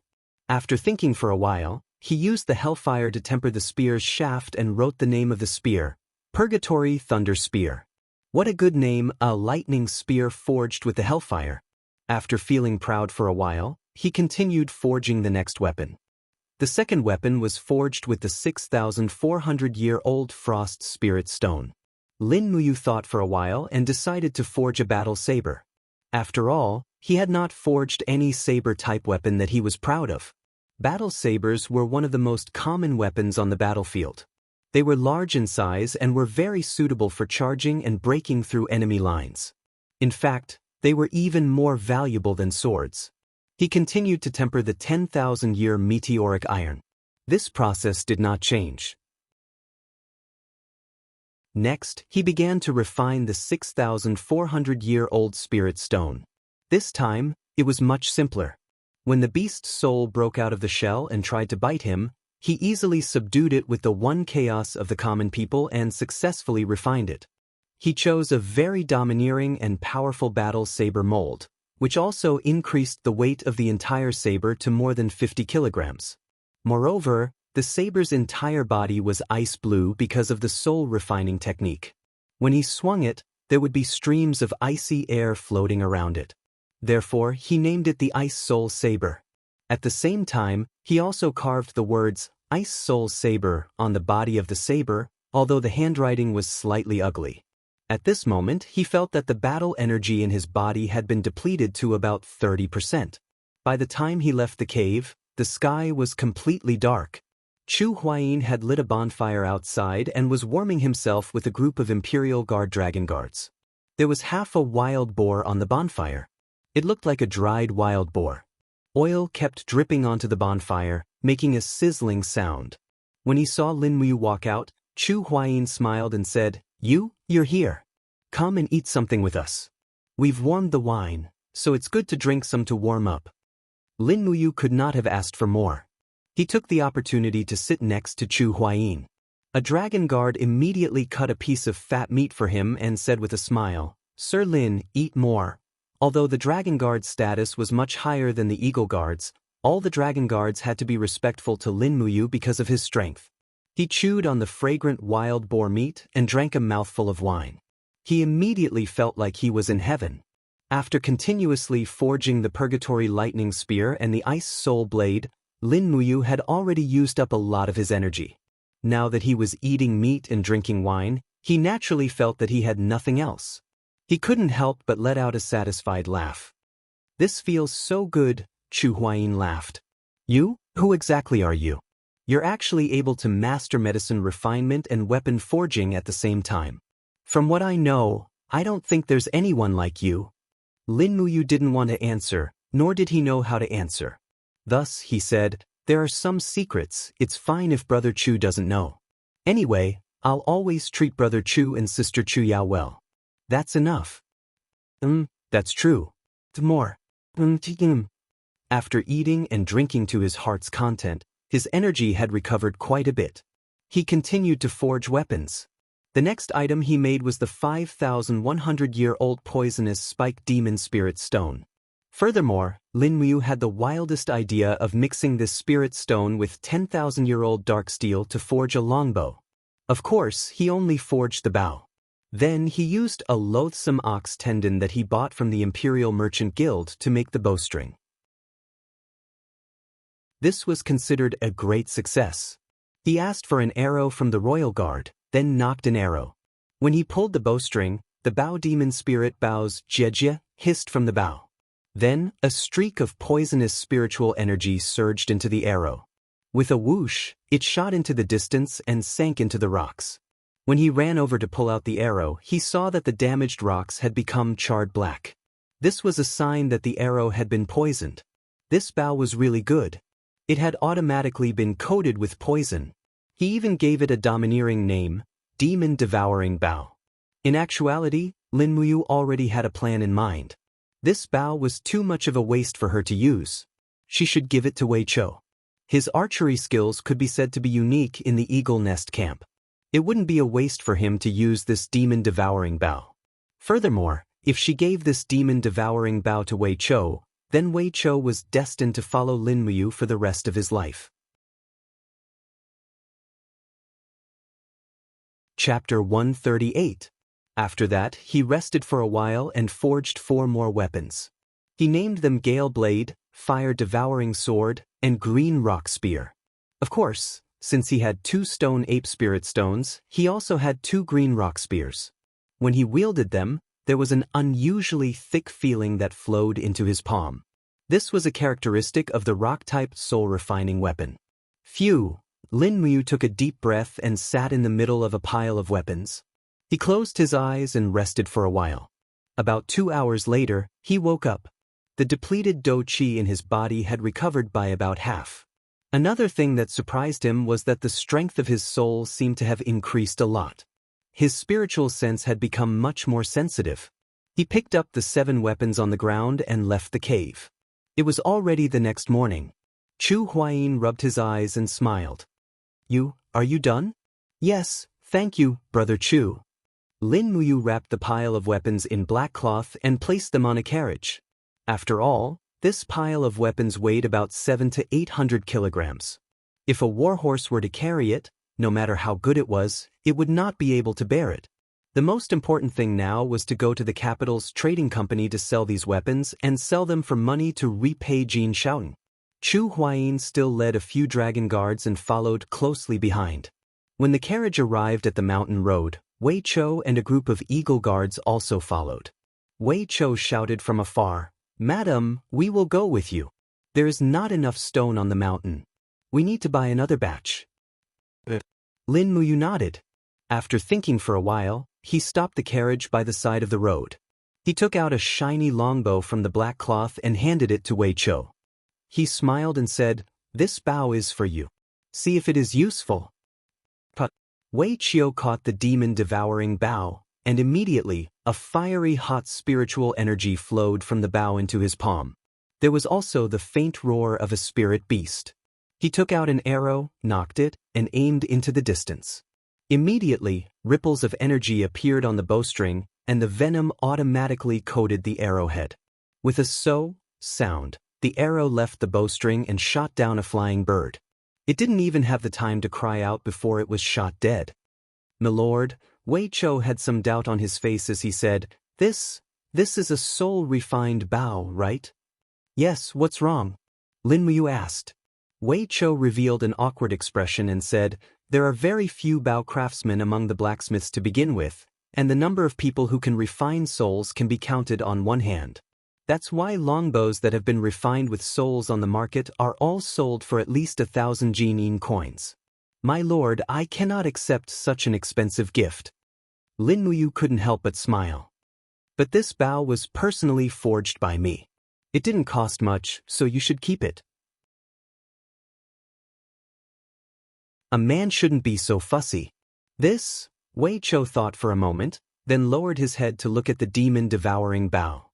He really couldn't bear to part with it, so he nodded and said, "Thank you, my lord." "You're welcome. Let's set off quickly." The group continued down the mountain. Wei Cho carefully hung the demon-devouring bow on the back of his horse. Although he didn't know the grade of the bow, he knew how valuable it was. He felt even more respect and reliance on Lin Muyu, who was walking in front of him. Perhaps a superior like this was truly worth risking one's life for. Not long after, they arrived at the Imperial Merchant Guild. As before, Lin Muyu and Wei Cho carried weapons and potions into the inner hall. Jin Xiaotang was already waiting respectfully with a few stewards from the Imperial Merchant Guild. When she saw Lin Muyu's horse pulling the carriage, Jin Xiaotang revealed a cheerful smile and said, "Our esteemed guest has arrived. It seems that our goods have been settled." "Are you done?" Jin Xiaotang came forward and said with a smile, "Big brother your forging speed is truly godly. I heard that those master blacksmiths have to repeatedly quench and refine their weapons. They won't be able to forge a decent weapon without at least half a month, but you're actually so different from the rest." Lin Muyu rubbed her nose and smiled, "I just have a few tricks up my sleeve." "Alright, the weapons have been delivered to you. Miss Xiaotang, quickly have someone appraise the grade of the weapons." "Alright." Lin Muyu raised her hand and placed the 6 heavy weapons on the table, causing the table to buzz. Jin Xiaotang smiled and said to the group of stewards behind her, "Call the appraisers over." A few minutes later, a total of 3 appraisers appeared in the inner hall. The first to be appraised were 2 green rock spears. They were almost identical green rock spears because they were made by Lin Muyu using the same mold. Regardless of weight, length, or pattern, they were all the same. The only difference was the 3 words, "Green Rock Spear," written on the spear's handle. An old appraiser with a grizzled beard slowly brushed his palm over the spear's handle and blade, feeling the sharpness of the spear's blade and the strength of the refined soul. Suddenly, he opened his eyes and said, "Eldest Miss, a mysterious grade weapon, mysterious grade rank 6. Wow, mysterious grade?" Jin Xiaotang's small mouth opened wide, her eyes filled with little stars. "There's actually a mysterious grade, that's great. Big brother you're simply super amazing." Lin Muyu touched her nose, "So I'm actually that amazing?" Continuing to confirm, the other green rock spear was also appraised as mysterious grade rank 6. The Zephyr Blade and Fire Devouring Sword were both appraised as mysterious grade rank 7. Although rank 7 was relatively low, it was still a mysterious grade. This was already considered rare. Although there were many mysterious grade weapons in Yanlan City, most of them were controlled by the nobles, and some of them were in the hands of the generals. The Imperial Merchant Guild was the economic and trade center of the entire Imperial Merchant Guild, but they only had 2 mysterious grade weapons. Following that, the old appraiser's palm lightly touched the ice soul blade. Immediately, there was a faint roar of an ice spirit beast. At the same time, the icy air condensed into snowflakes that lingered around the old appraiser's palm. He immediately shivered and said, This blade is mysterious grade rank 5. Rank 5? Jin Xiaotang jumped up in excitement and clapped with a smile. The Imperial Merchant Guild finally has a weapon above mysterious grade rank 5. This is great. The corner of Lin Muyu's mouth curled up, and she said with a smile, "Don't be too excited yet. Look at that Purgatory Lightning Spear. That's my proudest work this time. I believe it won't disappoint Miss Xiaotang." Jin Xiaotang opened her small mouth and stepped forward to grab the Purgatory Lightning Spear. She placed it in front of the 3 old appraisers. Almost at the same time, the appraisers lightly pressed their palms on the Purgatory Lightning Spear's handle. Instantly, countless shocked expressions appeared on their faces. At the same time, streaks of lightning slid along the spear's handle as if demonstrating their power. In the blink of an eye, the lightning condensed into the image of a fierce lightning tiger on the spear's handle, roaring at the old appraiser. Ah! The old appraiser's palms left the spear's handle, and he took a few steps back. His face was filled with shock, and the image of the fierce lightning tiger on the spear's handle instantly disappeared. The old appraiser wiped the sweat off his face and said, "It's actually a Saint Beast's soul lattice. Heavens, this is a Saint-grade spear." Another appraiser nodded and said, "Based on the strength of the Saint Beast's soul lattice, it should be a Saint-grade 7th level." Jean Xiaotang stood there dumbfounded, as if she was petrified. She muttered, "How many years has it been since a Saint-grade weapon appeared in Lanyan City's auction house? Big brother, you actually forged a Saint-grade weapon. This is too unbelievable. Big brother, how did you do it?" Lin Muyu knew what she wanted to ask. She smiled faintly and said, "Shouting, our agreement is that you must keep our cooperation a secret, so don't ask me how I did it. Just cooperate with me." Jean Xiaotang was a smart girl. She nodded and said with a smile, "Xiaotang understands. A total of 6 weapons are all here. Also, where are the 40 bottles of Dream of the Extreme Peaks that I promised Xiaoting?" "Oh, here they are." Lin Muyu hurriedly took out the 40 bottles and handed them over. Jean Xiaoting looked at the bottles of Dream of the Extreme Peaks and smiled so widely that she could hardly close her mouth. "Big brother, I love you to death. You're practically the savior of the Imperial Chamber of Commerce." "Is that so?" Lin Muyu, on the other hand, was preoccupied with the matter of money. "When will these things be sold? I'm in urgent need of money." "Hee hee." Jean Xiaotang giggled. "Don't worry, Xiaotang will promote them this afternoon. They will be sold at the auction house tomorrow afternoon. If Big Brother is free, why don't you come and take a look?" "And sure. But I must keep my identity a secret." "That won't be a problem." "That's good. I'll be going back first." When he came out of the inner hall with Jean Xiaotang's receipt, Lin Muyu suddenly staggered and almost fell to the ground. His strength seemed to have reached its limit. Wei Chou hurriedly supported him and said, "Milord, are you all right?" "I'm fine." Lin Muyu hurriedly used the spirit pulse technique to help himself concentrate. He shook his head and said, "It's probably because I didn't sleep last night. Let's go back to Eagle Nest Camp. I need a good sleep. Don't let anyone disturb me during this time." "By the way, how's the construction of the barracks going?" "We've already built a few simple houses. Even though they're simple, they're much better than the tents from before. If Milord doesn't mind, you can live in our own barracks. And that's fine. Try to arrange accommodation for Big Brother Chu and the rest of the Dragon Guards. We can't let them stay on Eagle Nest Mountain all day."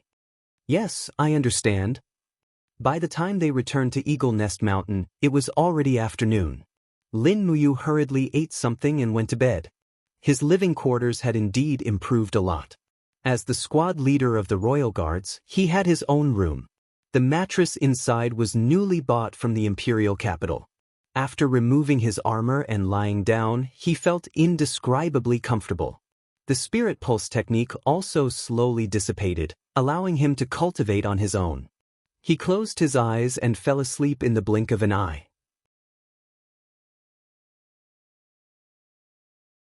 Chapter 139. When he woke up, it was already the next day.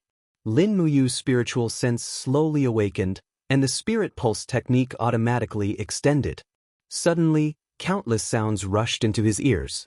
The whistling of the cold wind, the swaying of the leaves, the snorting of the warhorses, and the voices of Chu Huaying, Wei Chou, and the other Imperial Guards. Some were laughing loudly, some were whispering. Nothing could escape the detection of Lin Muyu's spirit pulse technique. For a moment, he felt like his head was about to explode. It was not easy to distinguish and select the parts he wanted from these sounds. Lin Muyu turned over and got up. He retracted his spiritual sense. Eavesdropping on others was really immoral. He was not willing to do it unless he had no other choice. When he walked out of the room, Wei Chou greeted him with a smile. "Sir, you're awake? Lin Muyu nodded.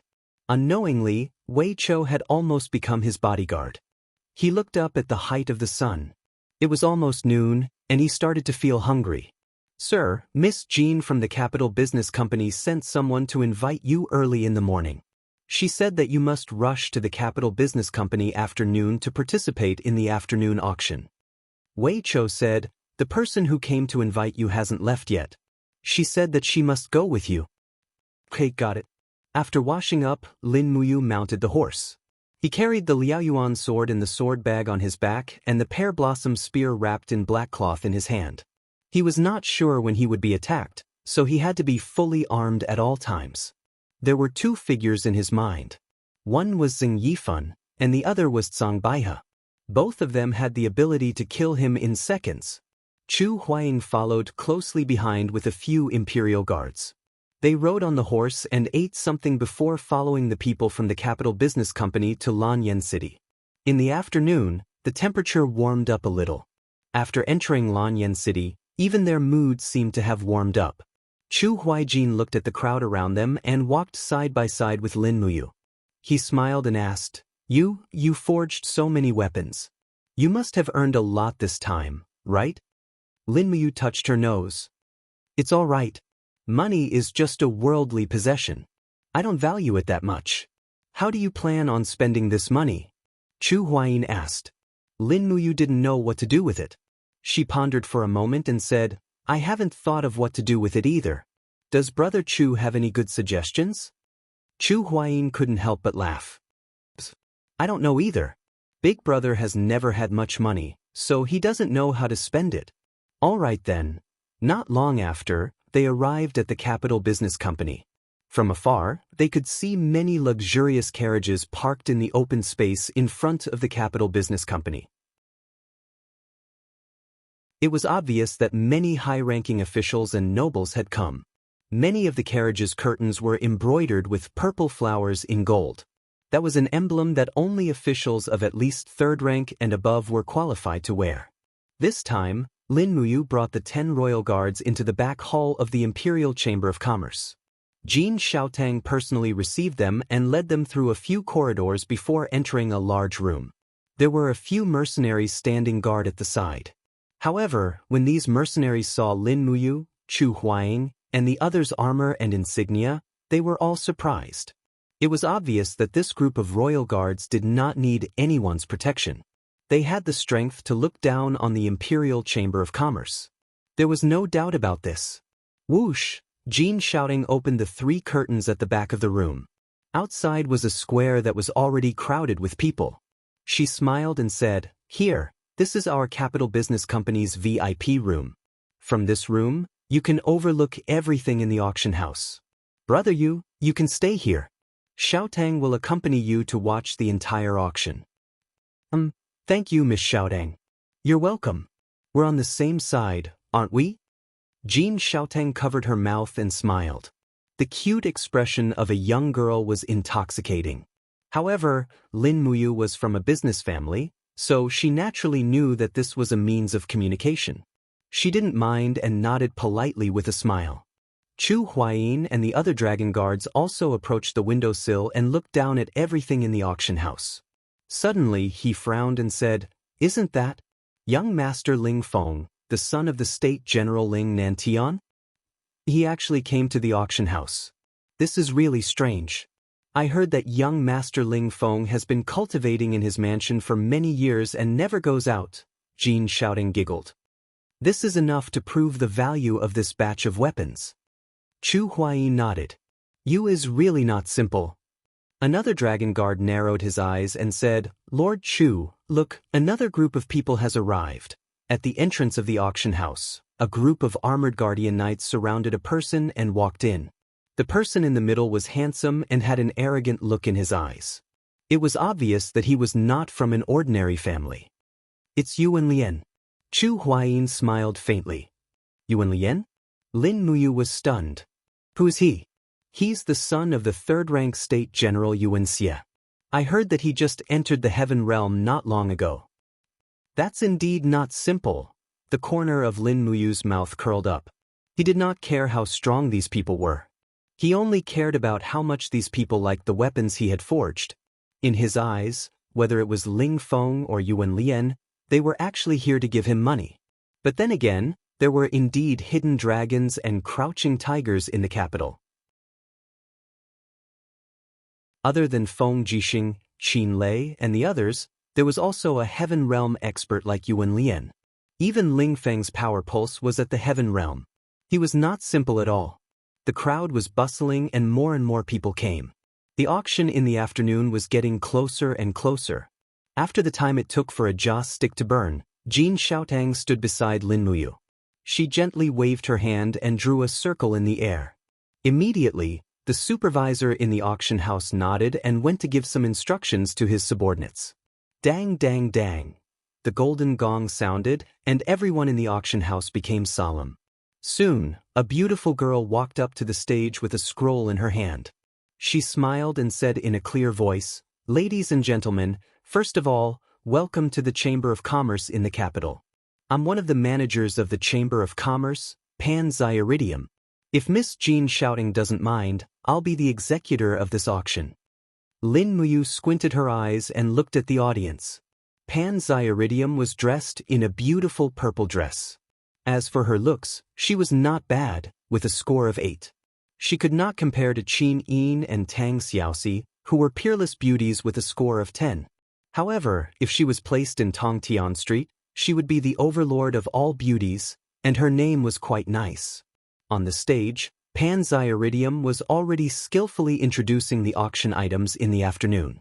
After a long speech, she said, "First, let's welcome the first auction item." A burly man walked up to the stage with a pitch-black battle axe on his shoulder. Pan Zyiridium walked up and grabbed the handle of the axe with both hands. She groaned but still could not lift it up. The axe slid down the burly man's shoulder and fell to the ground, smashing a hole in the floor. Pan Zyiridium covered her red lips and revealed an awkward expression. She smiled and said, I'm too weak to lift this axe for the time being. Let me introduce it this way. This axe is called Mountain Splitting Axe. It's 1.2 meters long and weighs 78 kilograms. It's a third stage spirit grade, and it's very sharp. The starting price is 500 Jinin coins. All right, everyone has started bidding. Lin Muyu looked at Jin Xiaotang with a puzzled expression. Jin Xiaotang burst into laughter. Jin Xiaotang giggled and said, "Brother Ayu, this auction will last for at least 2 hours. Of course, we need something to start the auction, so I found a few spirit weapons. You have to understand Xiaotang's way of doing business." I understand." Lin Muyu laughed and continued watching. The first auction item was actually a spirit grade. It immediately attracted a wave of boos. Lin Muyu extended her spiritual pulse technique and could clearly hear the young master of the State General's residence, Ling Feng, chuckling. She dares to use a mere spirit grade to fool people. Looks like Jin Xiaotang doesn't have anything good to offer. How disappointing. As expected, the spirit grade axe did not fetch a high price. In the end, it was sold for 2,400 Jinin coins. It was won by a burly general. Judging from the emblem on his shoulder, he was from the Divine Might Battalion. Lin Muyu immediately frowned and said, "Is the general of the Divine Might Battalion that rich? 2,400 Jinin coins is not a small number." Chu Huijin's gaze was stern as he said, "The Divine Might Battalion is the private army of the Divine Marquis, Zhen Yifan, so they don't need to carry out any missions. Many of them work as mercenaries and work for others to earn money. They have also done many things like robbing. What's funny is that Zhen Yifan didn't restrain his subordinates. Instead, he killed the deputy commander of the Imperial Army, General Song Hanyuan, for the crime of farming. How infuriating!" Lin Muyu snorted coldly. A cold glint appeared in her eyes. Even now, she could still hear Qin Lei's unwilling roar. The dignified son of a prince, the commander of the Imperial Army, and one of the 6 great white-robed Imperial Guards had to endure such humiliation. Who would have thought that? Very quickly, a total of 9 spirit-grade weapons were auctioned off. The most expensive was the first-rank spirit-grade sword, the Green Rock Spear. There were 2 of them in total, and both belonged to Lin Muyu. The final price was 8,700 Jinin coins. This also made Lin Muyu relax. If these spirit-grade weapons could be sold for such a high price, then her mysterious and saint-grade weapons would definitely not be too bad. She definitely wouldn't have any problems earning back her capital. At this moment, a general dressed in the Imperial Army's uniform, who had the rank of a Chiliarch, shouted loudly, "Hey, Panzian, I'm here for the mysterious grade weapons that you're talking about. You're trying to fool us with these spirit-grade weapons. That's enough, hurry up and take out your shop's treasures. Don't force me to go up on stage and strip off your purple clothes to see just how big you are." Panzian's face was completely calm. She stood on stage and gave the general a ladle-like bow. She said, "This general can't wait any longer. There's no need to rush. Next up will be the auction of the mysterious grade weapons. First, let's welcome the first mysterious grade weapon, the Zephyr Blade. 7th rank mysterious grade. Net weight of 82 kilograms. Exceptionally sharp, able to cut a hair by blowing on it." A burly man from the Chamber of Commerce carried the Zephyr Blade and walked up the stage. Sure enough, the blade was piercingly cold. On the blade, there were even streaks of fiery light appearing from time to time. That was the special form that only refined soul weapons possessed.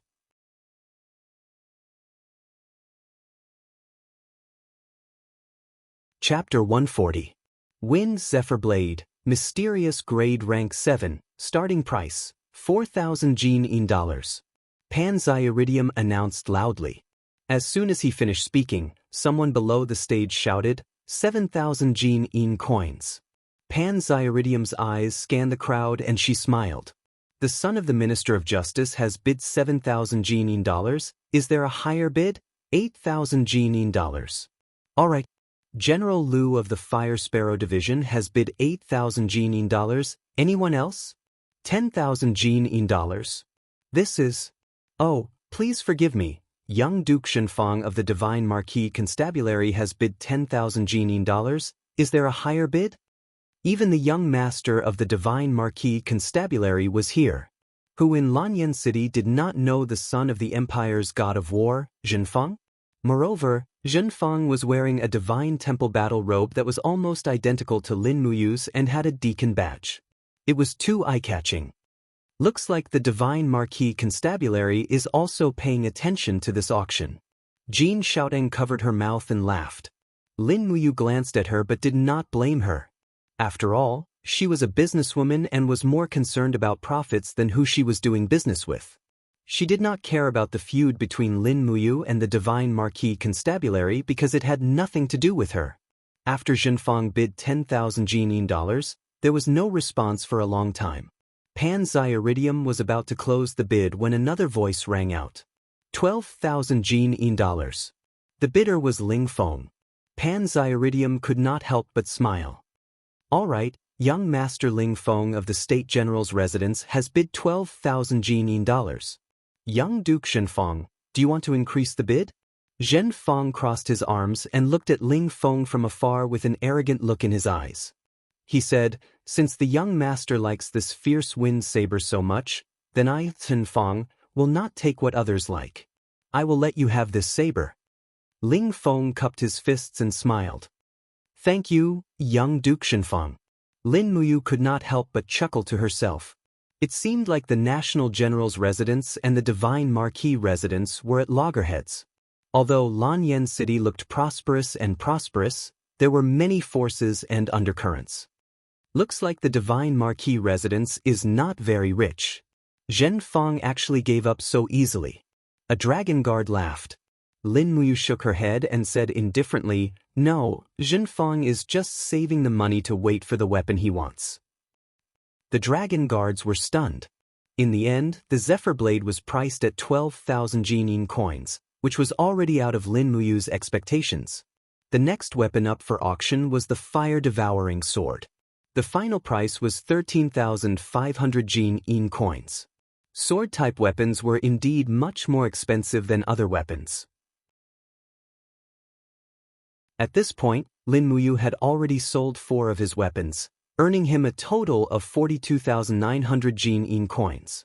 He leisurely leaned against the windowsill and smiled as he looked down at the entire auction hall. The highlight was yet to come. Next, it's a divine weapon.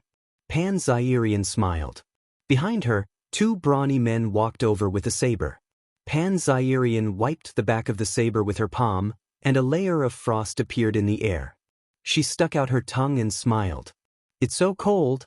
This saber is called the Ice Soul Saber, Profound Grade Rank 5. The starting bid is 10,000 Jin coins. The blade is so sharp that it's extremely rare. Heroes who are well-versed in saber skills, don't miss it. Immediately, Zhenfang raised his arm and said, 15,000 Jin coins. Although the Ice Soul Saber was Mysterious Rank 5, which was only 2 grades higher than the Fire-Devouring Sword, the difference between the two was like heaven and earth. Therefore, even the starting price was on a completely different level. 18,000 Jin coins. Yuan Lian called out slowly. Then, Ling Feng raised his arm and said in a low voice, 22,000 Jin coins, 25,000 Jin coins. Instantly, the scene went completely out of control. There was an uproar in the hall. No one expected the Ice Soul Saber to be so popular, and the descendants of the aristocratic families were determined to get it. Zhenfang clenched his teeth and raised his arm again. 30,000 Jin coins. Everyone was silent. No matter how good the Ice Soul Saber was, it was too much for a mysterious rank 5 weapon to be sold at such a price. Yuan Lian's gaze was cold and he did not speak anymore. This price had exceeded his psychological barrier. After all, the National Protector General's residence did not have as much income as the Divine Marquis residence. Moreover, Zheng Yifan had students all over the world. Every year, the generals who came to the imperial capital from all the provinces of the empire to present gifts to him could break the threshold. The wealth of the Divine Marquis residence was well known.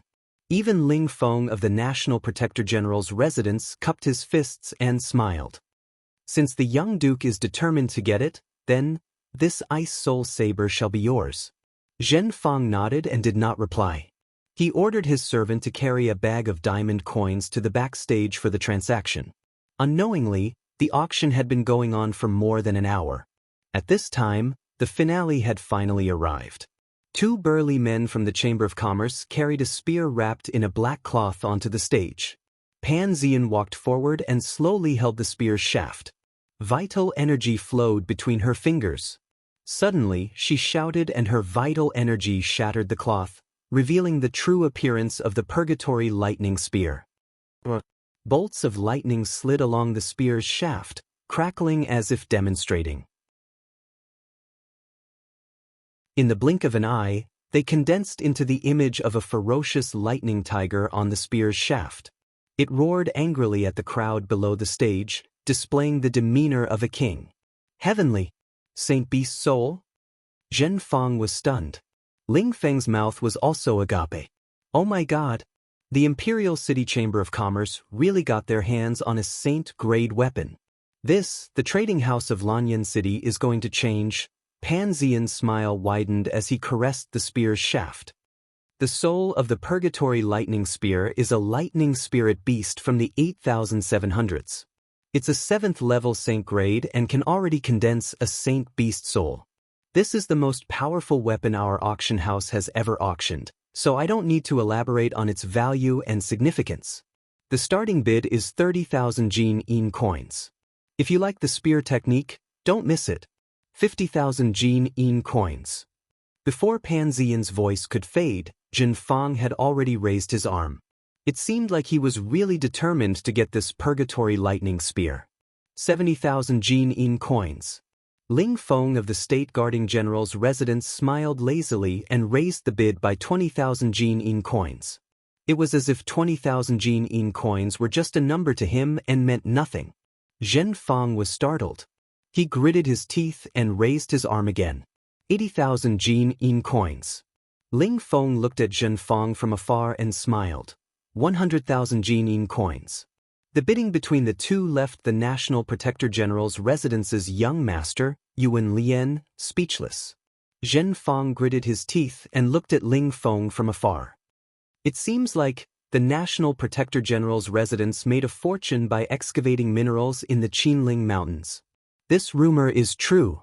Ling Feng said coldly, the National Protector General's residence is merely carrying out His Majesty's mission. Young Duke, don't slander us without evidence. Every Jin coin of the National Protector General's residence is earned in a proper way. Is that so? Zhen Fang sneered and raised his hand again.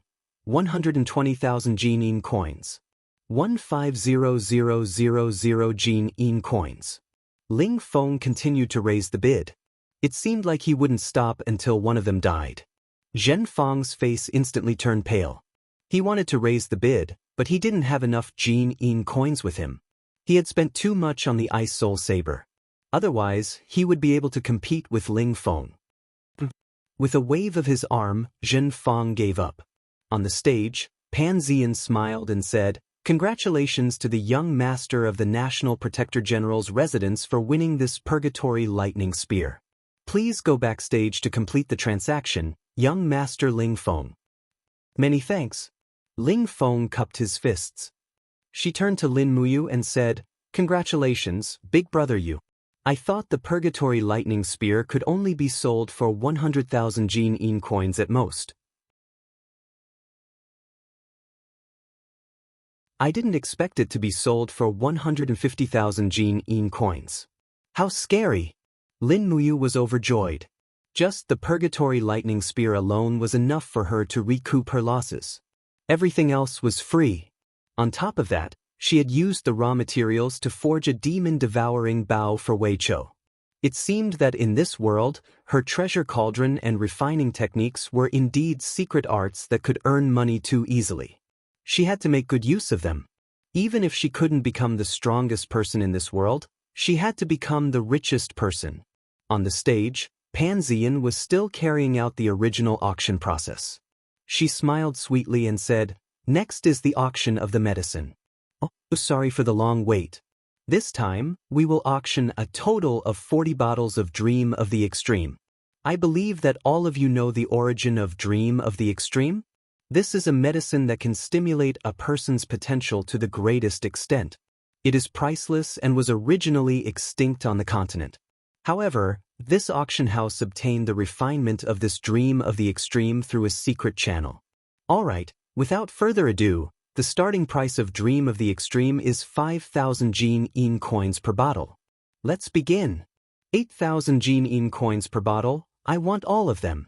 A rough voice came from outside the door. Everyone looked over together to discover a formidable young general leading a group of imperial guards and stepping into the auction house. Qin Lei. Big brother Qin Lei is here? Lin Muyu was stunned. Chu Huaying also looked down the stage and said, "Yes, why is Commander Qin Lei here?" Jin Xiaotang was grinning from ear to ear. "Wow, even the commander of the Royal Guards is here. Hee, this time, our Imperial Chamber of Commerce is in the limelight." Lin Muyu frowned and said, "Since Commander Qin Lei wants it, can I go back on my word now? Xiaoying, can you stop the auction and sell all of these Dream of the Extreme to Commander Qin Lei in private?" Jin Xiaotang blinked. "Yes, I'll do it." As she spoke, she walked to the window and crossed her arms in front of the stage. Pan Ziyan, who was on the stage, saw this and nodded. He smiled and said, "I'm sorry, everyone, something cropped up at the last minute. The auction of Dream of the Extreme will stop now." "What?" Qin Lei didn't understand. He raised the thunder-splitting blade and said in a low voice, "You guys stop the auction when I come. What kind of logic is this?" Zhen Fang, Ling Feng, and the rest all expressed their dissatisfaction. Jin Xiaotang said from upstairs, "Commander Qin Lei, please come to the back hall. I have something to say." Not long after, the furious Qin Lei entered the back hall of the Chamber of Commerce. Just as he was about to flip out, he saw Lin Muyu, Chu Huaying, and Jin Xiaoting walking over together. "Chu Huaying? You guys?" Qin Lei's eyes widened. Jin Xiaotang giggled. "Commander Qin Lei, can't you tell? The refiner of Dream of the Extreme is Lin Muyu." Ah! This time, Qin Lei was even more shocked. actually has the ability to refine dream of the extreme?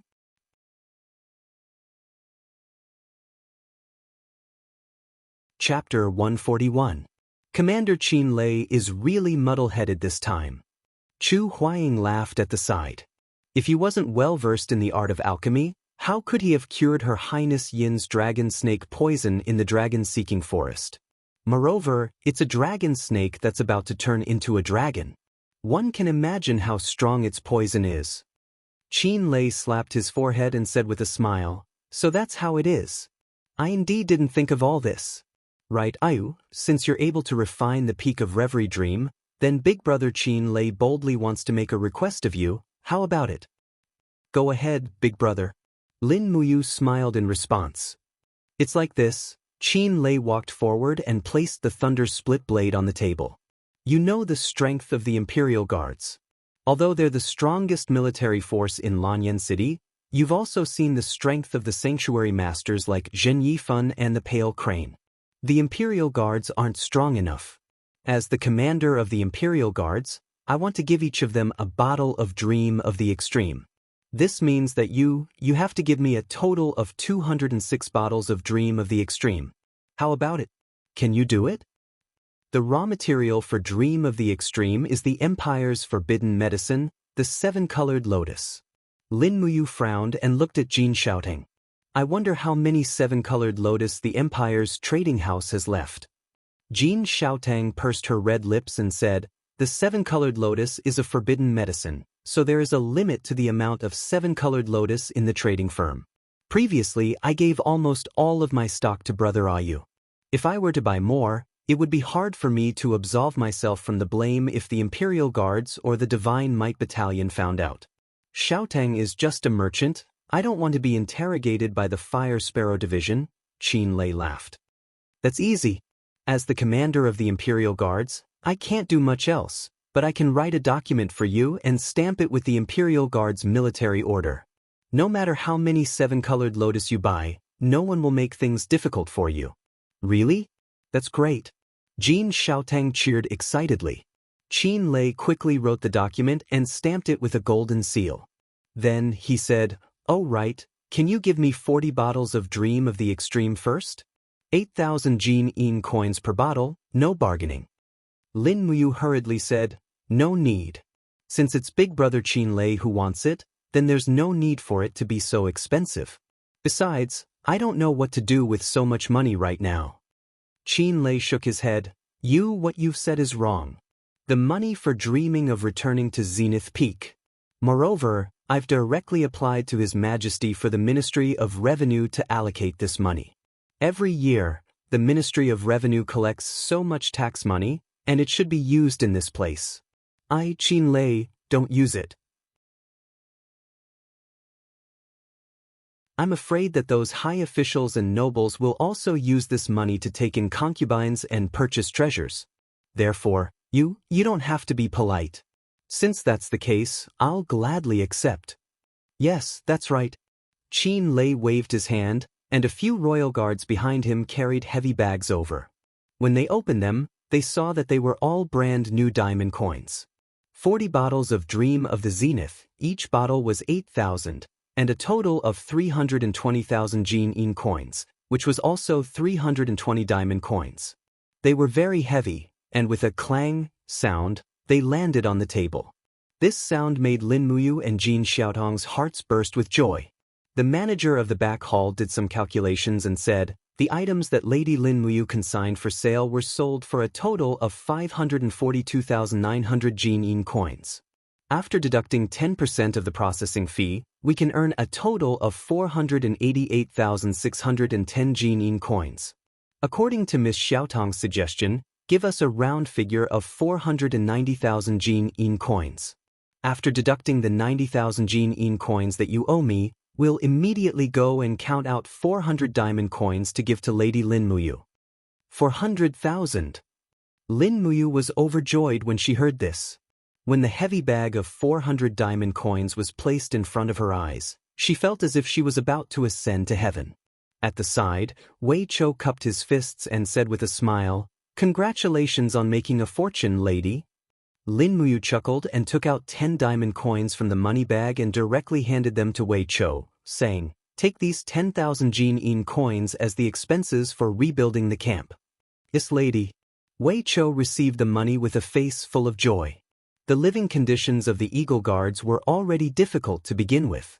Moreover, many of the members of the Eagle Guards were born as commoners. Most of the salary that the Zetian Palace gave out every month was used to subsidize their families. They didn't have much money to begin with and lived frugally. Now that they had this 10,000 Jin coins, the 110 people under Lin Muyu's command would definitely be able to live a good life. Meeting a tycoon superior like this, happiness spontaneously arose. While Lin Muyu was still enjoying the joy of spending money like dirt, Qin Lei patted his shoulder and said with a smile, "Brat, stop smiling foolishly. Lord Chu Chu has already returned to the Zetian Palace this morning. Do you want to go visit him? If necessary, I'll go with you." "Grandpa Chu Chu has returned to the imperial capital?" Lin Muyu asked happily. "All right, we'll head over immediately." Thus, he instructed Wei Chou and the rest of the Eagle Guards to purchase the stones while Lin Muyu returned to the Zetian Palace with Qin Lei and Chu Huayin. In the blink of an eye, it seemed that they hadn't returned to the Zetian Palace for many days. As a result, they felt a little unfamiliar when they looked at the majestic imperial city from afar. The 390 diamond coins hung heavily on both sides of the warhorse.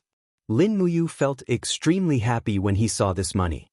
He smiled foolishly all the way into the Zetian Palace. In the side palace, a group of attendants were respectfully prostrating themselves on both sides of the palace. They were unfolding a huge piece of white paper for Qin Jin. Meanwhile, Qin Jin was waving his brush and splashing ink on the white paper. He wrote the words "landscape" like a painting in an elegant manner. Qin Jin was known to be an expert in both calligraphy and painting.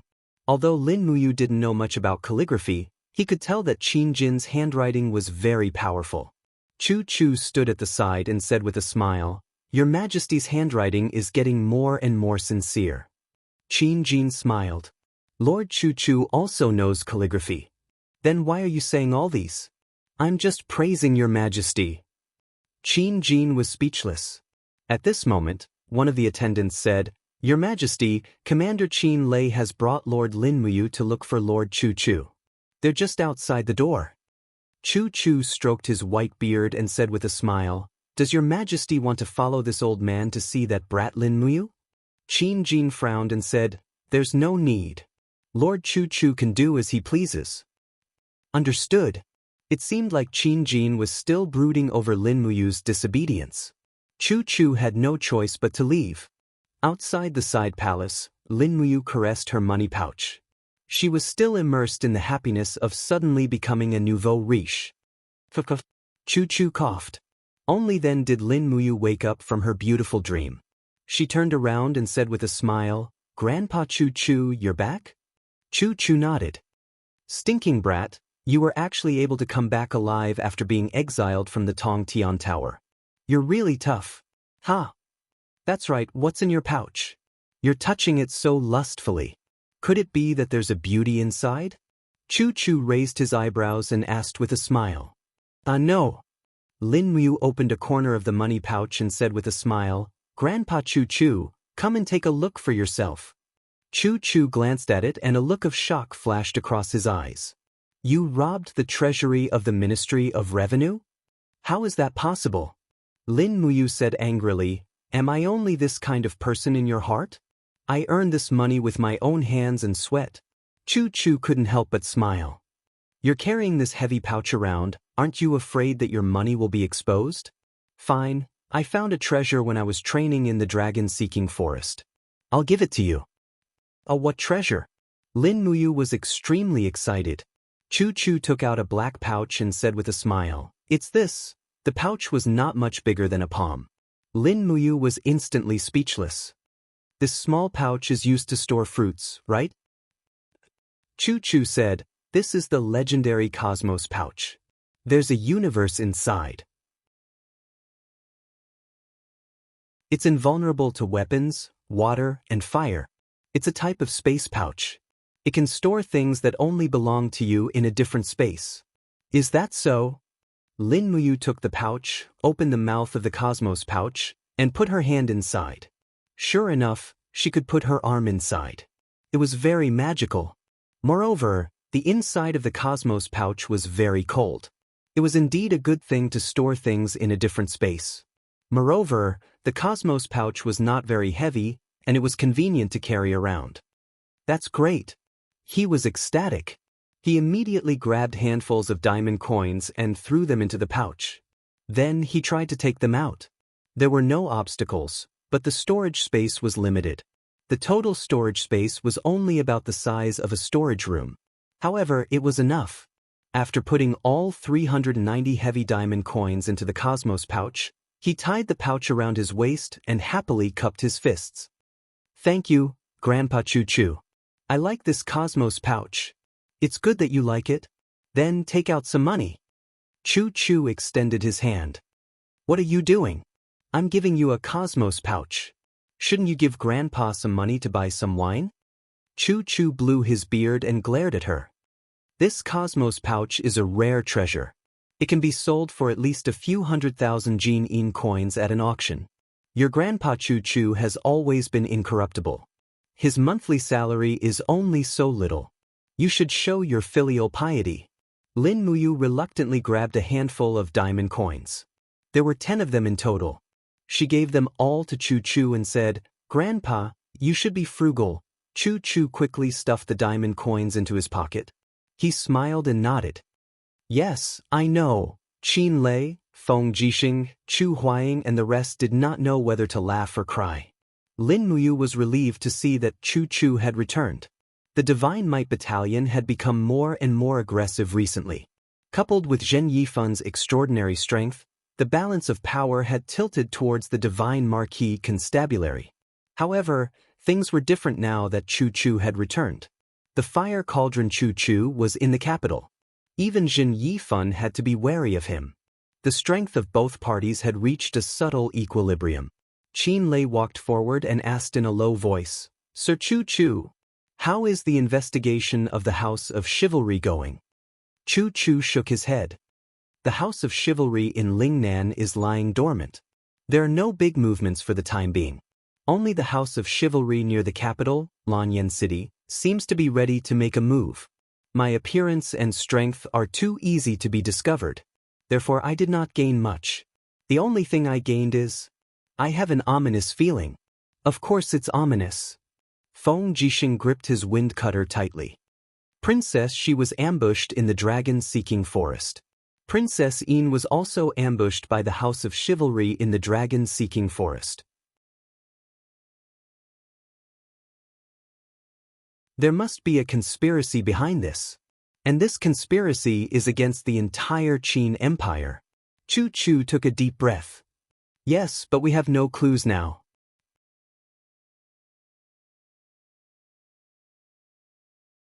Chapter 142. At this moment, the door to the side chamber opened again. An official walked out and said respectfully, Sirs, His Majesty has summoned Choo Choo, Feng Jixing, Qin Lei, Chu Huaying, and Lin Muyu for a meeting. Choo Choo smiled. Everyone was solemn. They did not know why the emperor had summoned them to the side chamber. Lin Muyu was a little surprised. She had thought that Qin Jin would not want to see her again, but it seemed that he did not think so. She followed Choo Choo, Feng Jixing, and the others into the side chamber. A few officials hurriedly put away Qin Jin's calligraphy. Qin Jin sat firmly on the throne with his head lowered. His eyes were dim and he did not speak. The crowd stood on both sides. Choo Choo and Qin Lei stood at the front, followed by Feng Jixing. Lin Muyu and Chu Huaying stood at the back in an orderly manner. Choo Choo walked forward and cupped his fists. Your Majesty, what instructions do you have for summoning us? Qin Jin slowly raised his head and said, The Hall of Chivalry. Choo Choo was stunned. Qin Jin continued, The Fire Sparrow Bureau and the Ministry of Justice have been investigating the Hall of Chivalry, but there have been no results. Even Sir Choo Choo is personally investigating. However, the truth behind the Hall of Chivalry seems to be very well hidden. If there are no results, then we shall ban the Hall of Chivalry. Feng Jisheng hurriedly cupped his fists. Your Majesty, you must not do that. The Hall of Chivalry is a resting place for cultivators. If we really ban all the halls of chivalry, I'm afraid the number of cultivators in the empire will be greatly reduced. What's wrong with that? Qin Jin raised his brows. Why can't the empire give up on martial arts and learn how to govern the country? Feng Jisheng said, the nomads of the desert in the north have repeatedly invaded the south, and the southern barbarians in the south have always been restless. If the empire really gives up on the House of Chivalry, I'm afraid there won't be many martial arts practitioners joining the army. This is very disadvantageous to the empire. Qin Jin abruptly slammed his palm on the table, sending the memorials flying. With a furious expression, he said, how dare the House of Chivalry send someone to assassinate Xiao Yin and Xiao Shi? Are we just going to let this matter rest? Feng Jisheng was stunned. He had served the emperor for many years, but he had never seen him so angry. Chu Chu hurriedly cupped his fists and said, Your Majesty, we are incompetent. We are unable to find out the truth behind the House of Chivalry. It is because the cultivators in the House of Chivalry are mobile, and the wardens of each House of Chivalry are elected by the people. It is too difficult to find out the truth. We still have to get to the bottom of this. Qin Jin's face was ashen. Otherwise, I don't know when I will be assassinated by the House of Chivalry. Do you want to see that day come? We are unwilling. Chu Chu, Feng Jisheng, and the others cupped their fists. Let's think of an idea. Qin Jin heaved a sigh of relief. He seemed a little tired as he slowly lay down on the throne. At this moment, Chu Huayin cupped his fists and said, Your Majesty, I believe that we should send a capable person to infiltrate the House of Chivalry within the imperial capital. Only by investigating the House of Chivalry from the inside can we uncover the person behind these incidents. I am untalented, but I am willing to infiltrate the House of Chivalry. Qin Jin's lips curled up. General Chu Huayin is recommending himself? I have heard some rumors that General Chu and Divine Marquis Zheng Yifan's daughter are in love. If that is the case, General Chu is not suitable to carry out this task. Chu Huayin trembled when he heard this. He hurriedly knelt on one knee and said, Your Majesty, although Chu Huayin is in love with Zheng Xiang, he has no other feelings for you.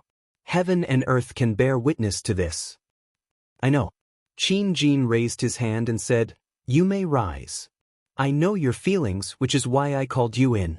However, General Chu Huayin is still not suitable for this task. You are one of the leaders of the Dragon Guards of the Imperial Guards.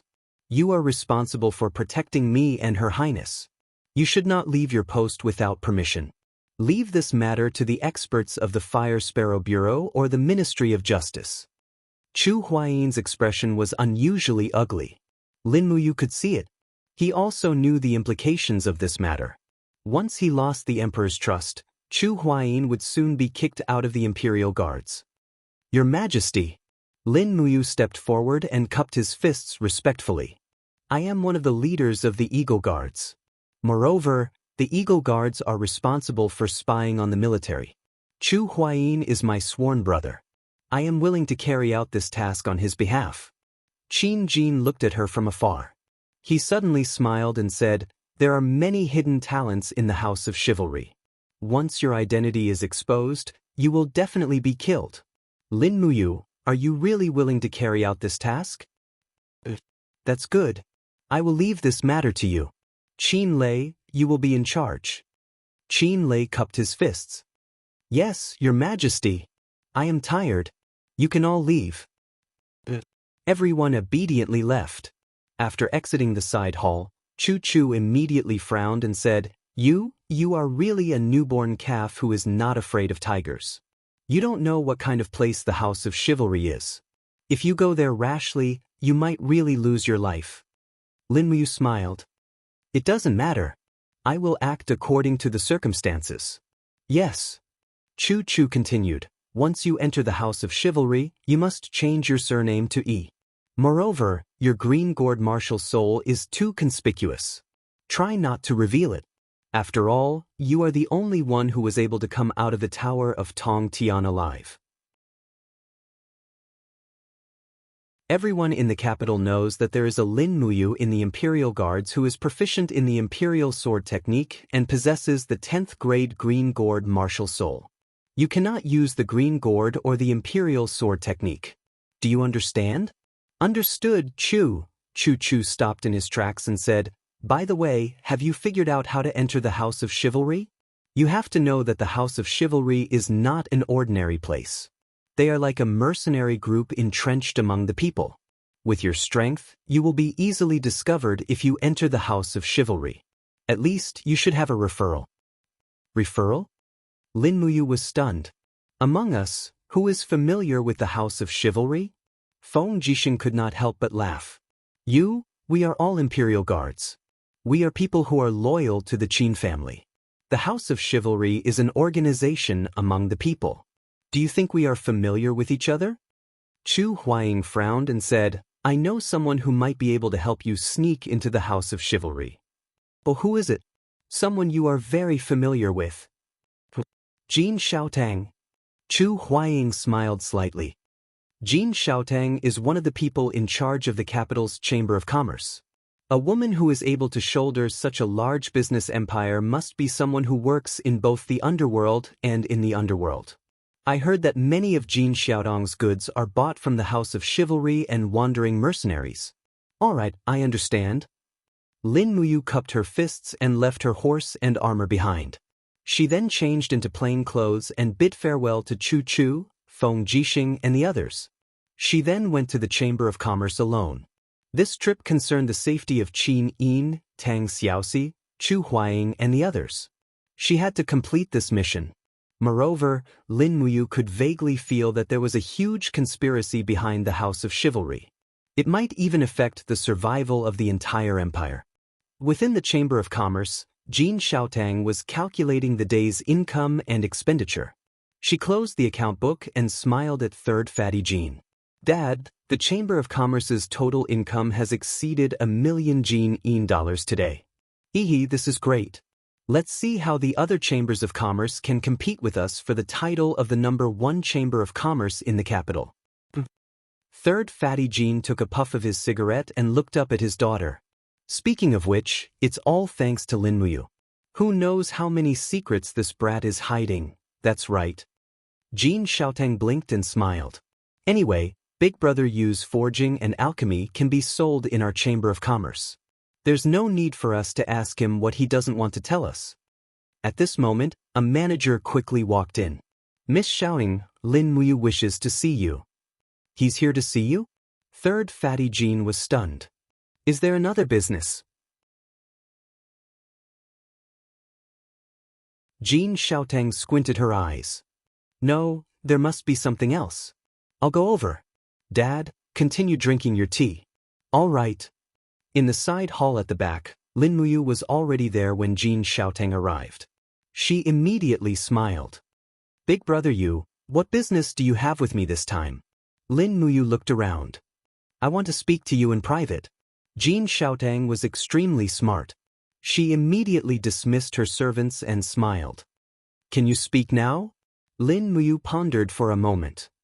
"Xiaotang, do you know anyone from the House of Chivalry?" "Well..." Jin Xiaotang hesitated.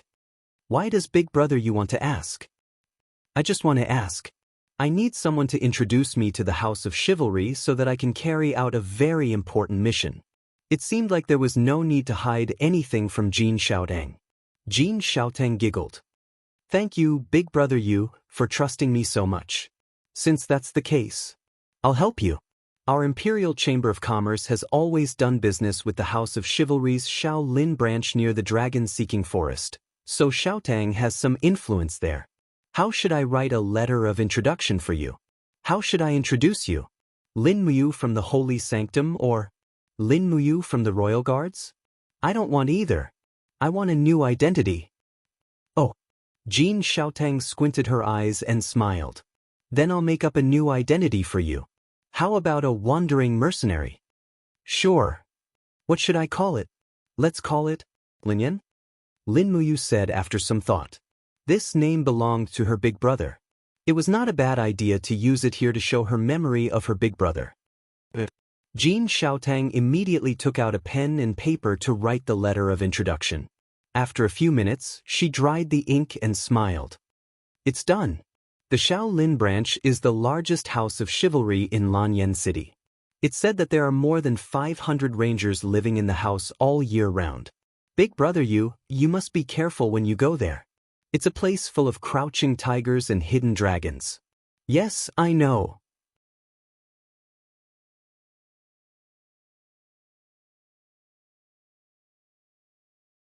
Chapter 143.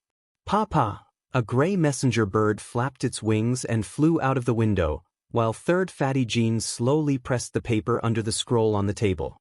At this moment, someone knocked on the door. Come in. Jean Xiaoting pushed the door open and entered with a joyful expression. Father, I heard a messenger bird in the room just now. Did someone send a letter?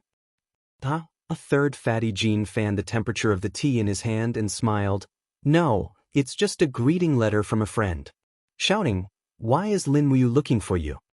Jean Xiaotong's gaze swept across the document, and she saw the emblem of 2 swords at the end of the paper. It was the emblem unique to the House of Chivalry, and the emblem was painted blood red. This meant that this letter was sent to her father by at least a game envoy of the House of Chivalry. Moreover, the cup of tea in third fatty Jin's hand had already been warmed, and there was no need to fan it down. Nothing much. He just wants to know when I can get the Rainbow Lotus in stock. Big brother Yu is really short on money right now. Jean Xiaotang smiled. Third fatty Jean squinted his eyes and said, Lin Muyu is a member of the Royal Guard, but he seems to have been sent to the Eagle Nest Camp. The Eagle Nest Camp is so poor, so it's normal for him to be short on money. Oh right, have the ores from the Cloud Province arrived yet? Not yet. Is it very urgent, father? Oh, it's not that urgent. Xiaotang, hire a group of first-rate blacksmiths from Lanyan City. I want to forge a batch of weapons. Jean Xiaotang was stunned. Then let big brother you do it? No, Lin Muyu is a top-notch blacksmith. We shouldn't trouble him with this kind of thing. After all, it's not easy for our Imperial Capital Chamber of Commerce to hold onto such a big tree. We shouldn't trouble him so easily. That's right. Father, you're so thoughtful. I'll get it done now. Jean Xiaoting pushed open the door and a trace of worry flashed across her face. Do. Lin Muyu ascended Eagle Nest Mountain amidst the clattering of horse hooves. She found Wei Chou and made arrangements for the team's daily work.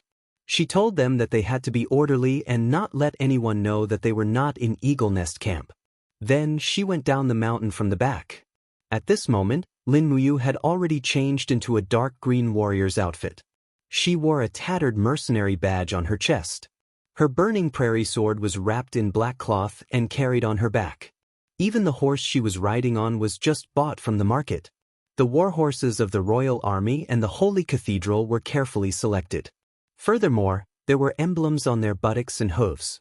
It was too easy to be discovered, so she had to find another mode of transportation. Hua! She opened the scroll and looked at the direction of the House of Chivalry's Shaolin branch on the map. She urged her horse and galloped there. The sky was getting dark, so she had to reach the Shaolin branch before dark. Along the edge of the dragon-seeking forest, there were only a few villages and houses along the way. Basically, there were no cultivators. When she was about 10 miles away from the Shaolin branch, she saw some rangers. These people carried long swords and wore emblems of the House of Chivalry on their chests. They were green, white, iron, and bronze. Lin Muyu could not understand the classification of the House of Chivalry at the moment, so she did not think too much about it and went straight ahead. Before sunset, she arrived at the foot of a nameless mountain. She saw a road winding all the way to the top of the mountain. On the road at the foot of the mountain, there was a towering tree that had been cut in half. The bark was peeled off, and 8 blood-red words were carved on it with a knife, House of Chivalry's Shaolin branch. She had arrived. Pulling the reins, Lin Muyu walked over slowly. There were 8 rangers standing guard at the mountain gate. Each of them had a hostile look on their faces. Although the rangers in the House of Chivalry claimed to be chivalrous, Lin Muyu knew a thing or two from the rumors. In fact, The biggest difference between this group of people and mercenaries was that their organization was very large. As for the rest, it seemed that they were just SOS. They even dared to attack the princess of the empire and the countess of Chihai City. In fact, this group of people was even more daring than mercenaries. Who is it? A ranger pointed his long sword at Lin Muyu and said, "What are you doing at the top of the mountain?" Lin Muyu cupped her fists and said in the words that Jin Shaoying taught her, "Righteousness comes first when traveling in Jianghu. When the weather is cold, find a place to sleep. I am Lin Yan, a mercenary from Lanyan City. I have specially come to visit the House of Chivalry." "You want to join the House of Chivalry?" the ranger asked. Haha. The ranger's face was full of hostility. With a shake of his sword, he had already unsheathed it. He said in a low voice, "If you want to join the House of Chivalry, the first condition is to defeat anyone in the House of Chivalry. What do you think of me?"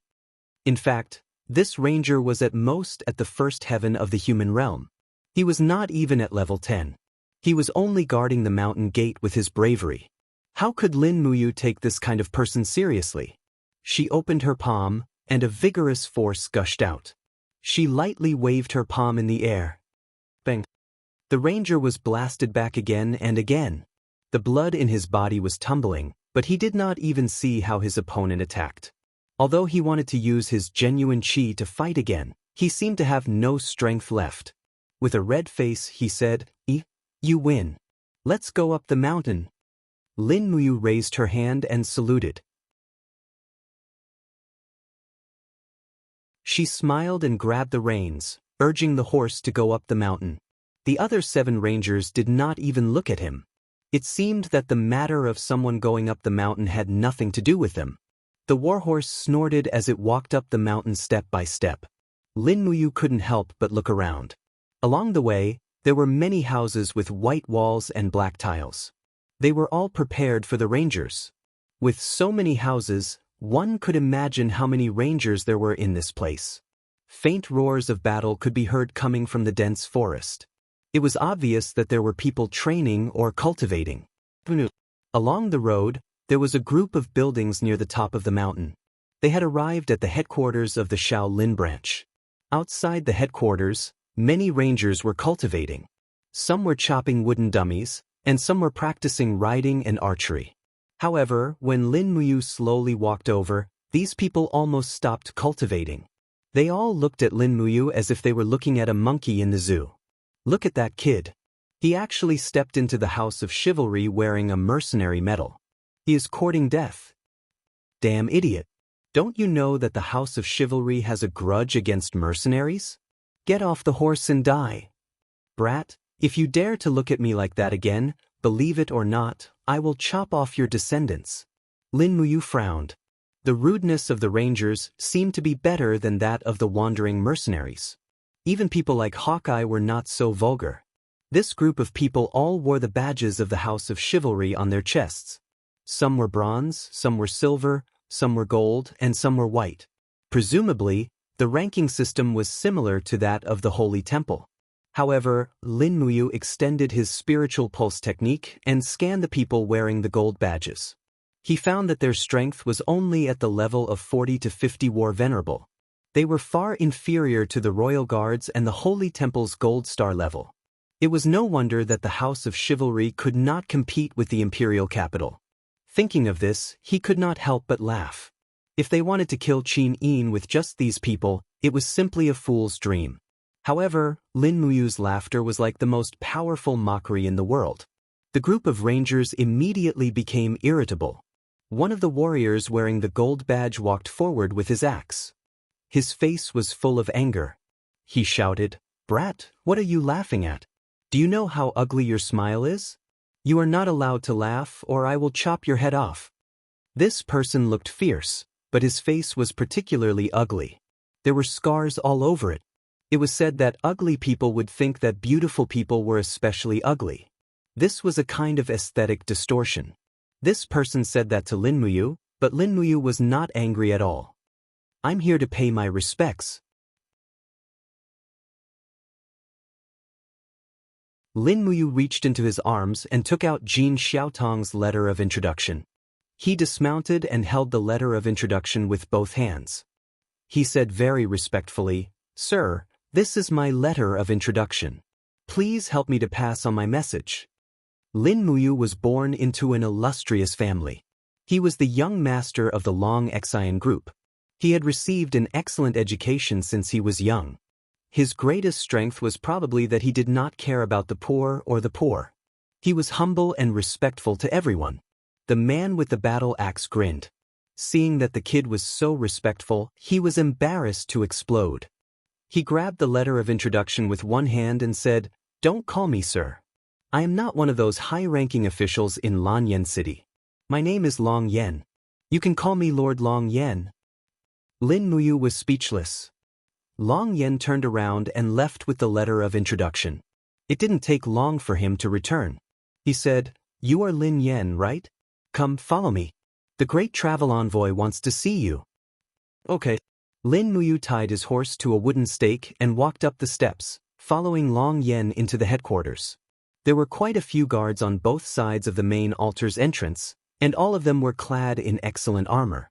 Their weapons looked decent as well, and they were all looking straight ahead. When Lin Muyu entered the passageway, he actually sensed a hint of killing intent. Truth be told, the rangers outside were nothing to be afraid of, but the guards inside the main altar had to be on their guard. These people seemed to be professional soldiers, and when they formed a killing formation together, the explosive power they could unleash would be terrifying. He had already experienced this when he was being chased around Kathaya City. The cavalry killing formation was fast and effective. A group of level 10 martial artists could easily kill a level 30 martial artist. It was like playing a game, and the power of a single soldier could not be compared to that of a group. The stone tiles on the ground reflected the color of blood. When Lin Muyu entered the headquarters, he found that the tiles under his feet had turned into glazed tiles. The lamps on the surrounding walls had also been replaced with glazed lamps. The ceiling was painted with the Empire's characteristic battle map. The feeling of this headquarters was somewhat similar to that of Zetian Palace. The level of luxury was no less than that of Zetian Palace. "You are Lin Yen? Look up." A cold voice came from the front.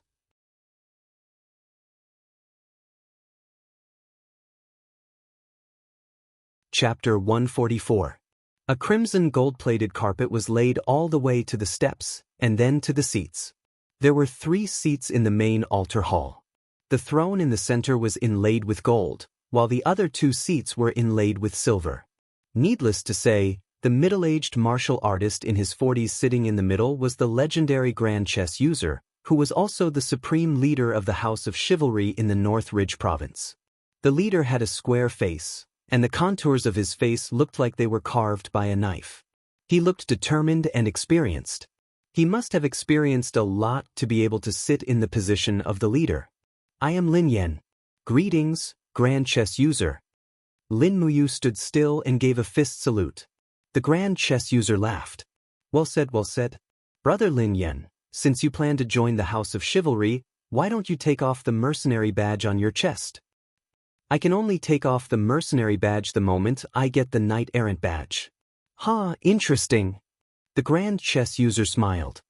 "Li Qinshuan, Luo Yu, what do you two think of this kid?" Li Qinshuan was a man in his 40s. There was neither joy nor anger on his face, which made him an unfathomable person. He held onto a broadsword and said calmly, "If he stays, he'll start working as a solo swordsman. How far he can climb will depend on his own capabilities. Our House of Chivalry has never been particular about relationships. We treat everyone equally, even if they're introduced by Jin Xiaoteng." The Grand Chess user laughed. "Very good. What do you think, Luo Yu?" Luo Yu was a young man, about the same age as Feng Jixing and Qin Lei. She smiled and said, "I think the same as Li Qinshuan. Let him start from the bottom." "All right." The Grand Chess user waved his hand and said, "Long Yen, bring Lin Yen down and give him a rogue badge. Arrange a place for him to stay. Heh, I don't care if you are a dragon or a worm. If you want to make a name for yourself in the House of Chivalry, you must show your true abilities." Lin Muyu smiled and gave a fist salute. She followed Long Yen out of the door, turned left, and entered a courtyard. She saw an old man with trembling fingers carving a name tag. This made Lin Muyu a little worried. This old man seemed to be suffering from severe Parkinson's disease. The frequency at which his hands were shaking was a little scary. Would it be okay for him to carve a name tag? Long Yen walked up and said with a smile, "Old man, carve a badge for the rookie. The rogue badge's name is Lin Yen. Hurry, I give you 1 minute." The elder nodded and took a green metal block from the side. He quickly carved the words Lin Yen on it. In front of it was the emblem of the House of Chivalry's twin swords. "Good," the old man said with a smile. Long Yen snatched the nameplate and handed it to Lin Muyu. He smiled and said, "Ling Yen, from this moment onwards, you have entered the Hall of Chivalry's roster. However, you are now a lone hero of the lowest rank. Here, this is your badge." Lin Muyu took the badge and put it in front of her chest. She asked, "Master Long Yen, what is the meaning of a rogue?" Long Yen glared at her. "You don't even know the ranking system of the House of Chivalry. How dare you come here?" Lin Muyu was silent. Long Yen laughed and continued, "Listen, the House of Chivalry is divided into 9 levels, from the lowest to the highest. The first level is the rogue you are now, followed by the Venerable, the Iron Venerable, the Bronze Venerable, the Silver Venerable, the Jin Zun, the Chess Envoy, and the Grand Chess Envoy." He paused and continued, "Every province has a headquarters and a Grand Chess Envoy. The Grand Chess Envoy of our Shaolin branch is called Ji Yang. He is a great person. You will know him in the future. As for the Grand Chess Envoy, there is a Chief Chess Envoy.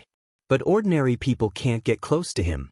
I have worked in the House of Chivalry for 7 years and reached the position of Jin Zun, but I have never seen the Chief Chess Envoy. You can imagine how mysterious he is. Let's go. I will take you to your residence." "Yes." Lin Muyu led the horse and followed Long Yen to his residence. She was dumbfounded when she arrived.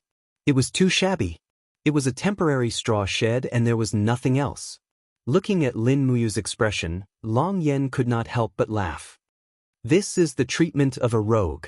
If you are really capable, you can climb up step by step. Silver Venerable can enjoy a woman once every 3 days. Jin Zun will be given a concubine. Chess envoys are treated even better. They have their own courtyard and 3 concubines. As for the Grand Chess Envoy, I am not too sure. Everything here is decided by the Grand Chess Envoy. Everything belongs to him." Lin Muyu nodded. "Then how do I get promoted?" "That is simple. There will be missions here every day. Eliminate our enemies, assassination missions, exterminate spirit beasts, and so on. As long as you complete them, you will be given contribution points according to the mission level. Once you have enough contribution points, you can naturally go to the main altar to level up." As he said this, Long Yen revealed a sinister expression. "But the premise of all this is that you do not die. Once you die, the contribution points will be useless." "Heh," Lin Muyu smiled inwardly. Carrying her luggage, she said, "All right then. It is late at night. Lord Long Yen, rest early." "All right." Dinner could not be said to be sumptuous. A bowl of plain porridge and 2 large pancakes. It was very simple, but it was enough to fill one's stomach. The days of a rogue were really too hard. There were a few other straw sheds not far from Lin Muyu's straw shed. It was late at night, but a few rogue were still holding a night tea party. A young rogue, no more than 17 years old, with a childish face, said with a smile, "The missions will be issued tomorrow morning. I am really looking forward to it. I wonder what is the first hostile mission I will receive?" Another rogue, who was at least 30 years old, sneered. "Little Nail, you really don't know how powerful you are. Every day there are rogue who die. I hope you are not one of them." The young rogue called Little Nail stuck out his tongue and said with a smile, "Uncle Wang, how many people are there in this Shaolin branch?" Uncle Wang said, "I saw the roster today. It seems that there are more than 2,700 rogue, 224 venerable, 110 iron venerable, 42 bronze venerable, 17 silver venerable, 5 Jin Zun, 2 game masters, and 1 grand game master. There are more than 3,000 people in total. Otherwise, the whole hill would be full of people. Little Nail, don't always think about doing those dangerous missions. Saving your life is the most important thing. Yes, thank you, Uncle Wang. Go to bed early. Rest well.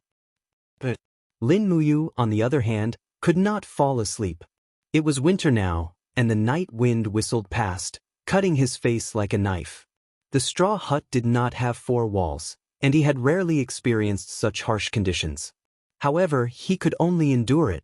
His current rank was not close to that of a Grand Travel Envoy or a Grand Travel Envoy, and he could only learn the secrets behind the House of Chivalry from them. He slowly spread his spiritual mind. It was very quiet in the House of Chivalry at night. Almost no one spoke, so his spiritual mind could only feel a wave of power fluctuations, but he could not find anything. This made Lin Muyu very unhappy. The system of the House of Chivalry was too strict. In this case, it was impossible to use the spiritual pulse technique to eavesdrop. He extended his spiritual mind to a place further away, and soon he felt a few strong waves of genuine qi. It was the residence of the Jinzun Rangers. Further away, an aura of genuine qi at the peak of the 3rd sky of the Earth realm was slowly fluctuating. Unsurprisingly, it was one of the game masters, Luo Yu, who was at the peak of the 3rd sky of the Earth realm. There was another, even stronger force at the Heaven realm. The power of fighting qi was dense. It was the Grand Game Master, Li Qinshuan. As for the peak of the mountain, about 300 meters away from Lin Muyu, he could still feel the surging fighting qi. It was the Grand Game Master, Jiang. This person had hidden his strength. He had at least stepped into the 2nd sky of the Heaven realm. He was a heavenly king. Not long after he released his spiritual mind, Lin Muyu withdrew his spiritual mind and used the spiritual pulse technique to hide the strength of his fighting qi. He could spy on others, but others might also have a secret technique similar to the spiritual pulse technique to spy on him. He had to be careful in this place.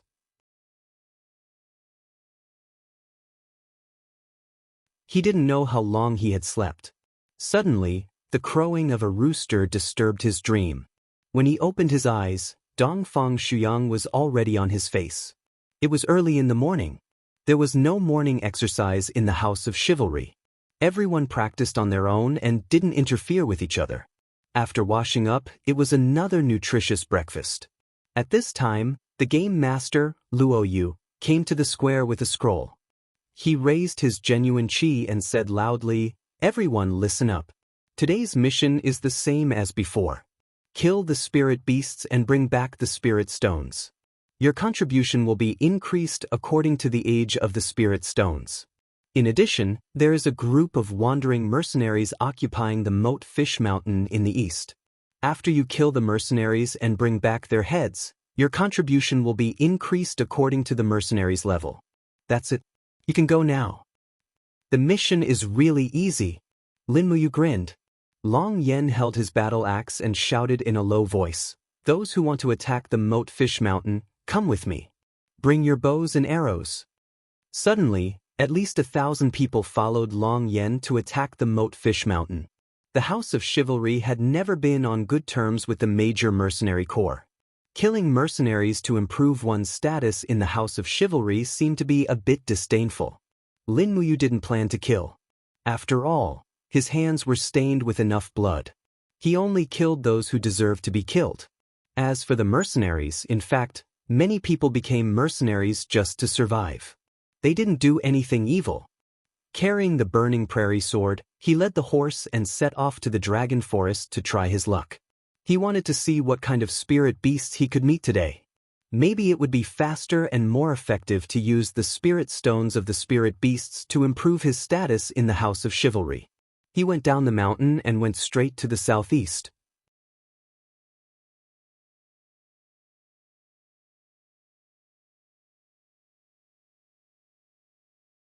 Chapter 145. Rustle, rustle. At the edge of the dragon-seeking forest, there were only a few young spirit beasts wandering around. Furthermore, these spirit beasts were extremely vigilant. Once they discovered traces of humans, they would immediately flee in panic. Lin Muyu tied the warhorse far away at the edge of the forest and slowly groped his way into the dragon-seeking forest with the burning prairie sword in hand. His main target was to lock onto some spirit beasts that were below 1,000 years old. Because he had just arrived, killing spirit beasts that were thousands of years old the moment he arrived would inevitably cause Jiyang, Luo Yu and the other chess envoys to become suspicious. He had to give them a mental buffer. Not far ahead, a purple-haired badger was digging through the snow in the forest, searching for some wild radishes under the snow. As it dug, it would occasionally raise its head to look at its surroundings. It was extremely vigilant, but this purple-haired badger did not seem to notice Lin Muyu's arrival. Lin Muyu's spirit sense had already locked onto this purple-haired badger.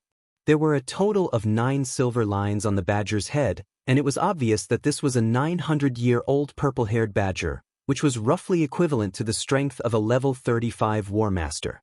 Taking this purple-haired badger's spirit stone to hand in a mission should allow him to obtain quite a bit of contribution points. Shwa. He took out a little magic noise blade from the blade pouch at his waist, aimed in the direction of the purple-haired badger, and suddenly attacked. Immediately, the little magic noise blade attacked with a sharp whistle. Phew! The purple-haired badger suddenly raised its head, alerted to the approaching danger, and hurriedly rolled into the snow. With a pu sound, the little magic noise blade left a bloody hole on its hind hooves, and the purple-haired badger immediately roared and ran, but it did not run fast. On the contrary, Lin Muyu used falling star steps to quickly rush forward, and when he was about 40 meters away from his martial spirit's effective attack range, he immediately raised his arm, and with a rustling sound, green vines pierced through the snow, directly binding the purple-haired badger tightly. Without giving it too much pain, Lin Muyu opened his palm, and pure white dough qi whizzed out. With a pung sound, his palm landed on the head of the purple-haired badger. The strength was just right, and the purple-haired badger was directly slapped to death, but its fur and body were not damaged. Bending down, Lin Muyu lifted the purple-haired badger's corpse. It weighed about 50 kilograms, and it was quite heavy. He dragged it across the grass, took out a rope, and swiftly tied the purple-haired badger's corpse to the horse's butt. This warhorse was bought for 10 gold coins, and its physical strength and endurance were considered high, so carrying 50 kilograms was a piece.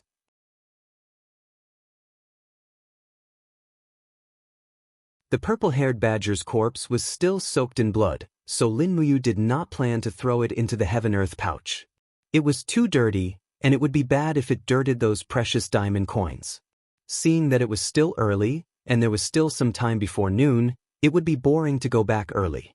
It would be so lonely to follow a group of rookies and wanderers, so he led the horse and continued advancing into the dragon-seeking forest.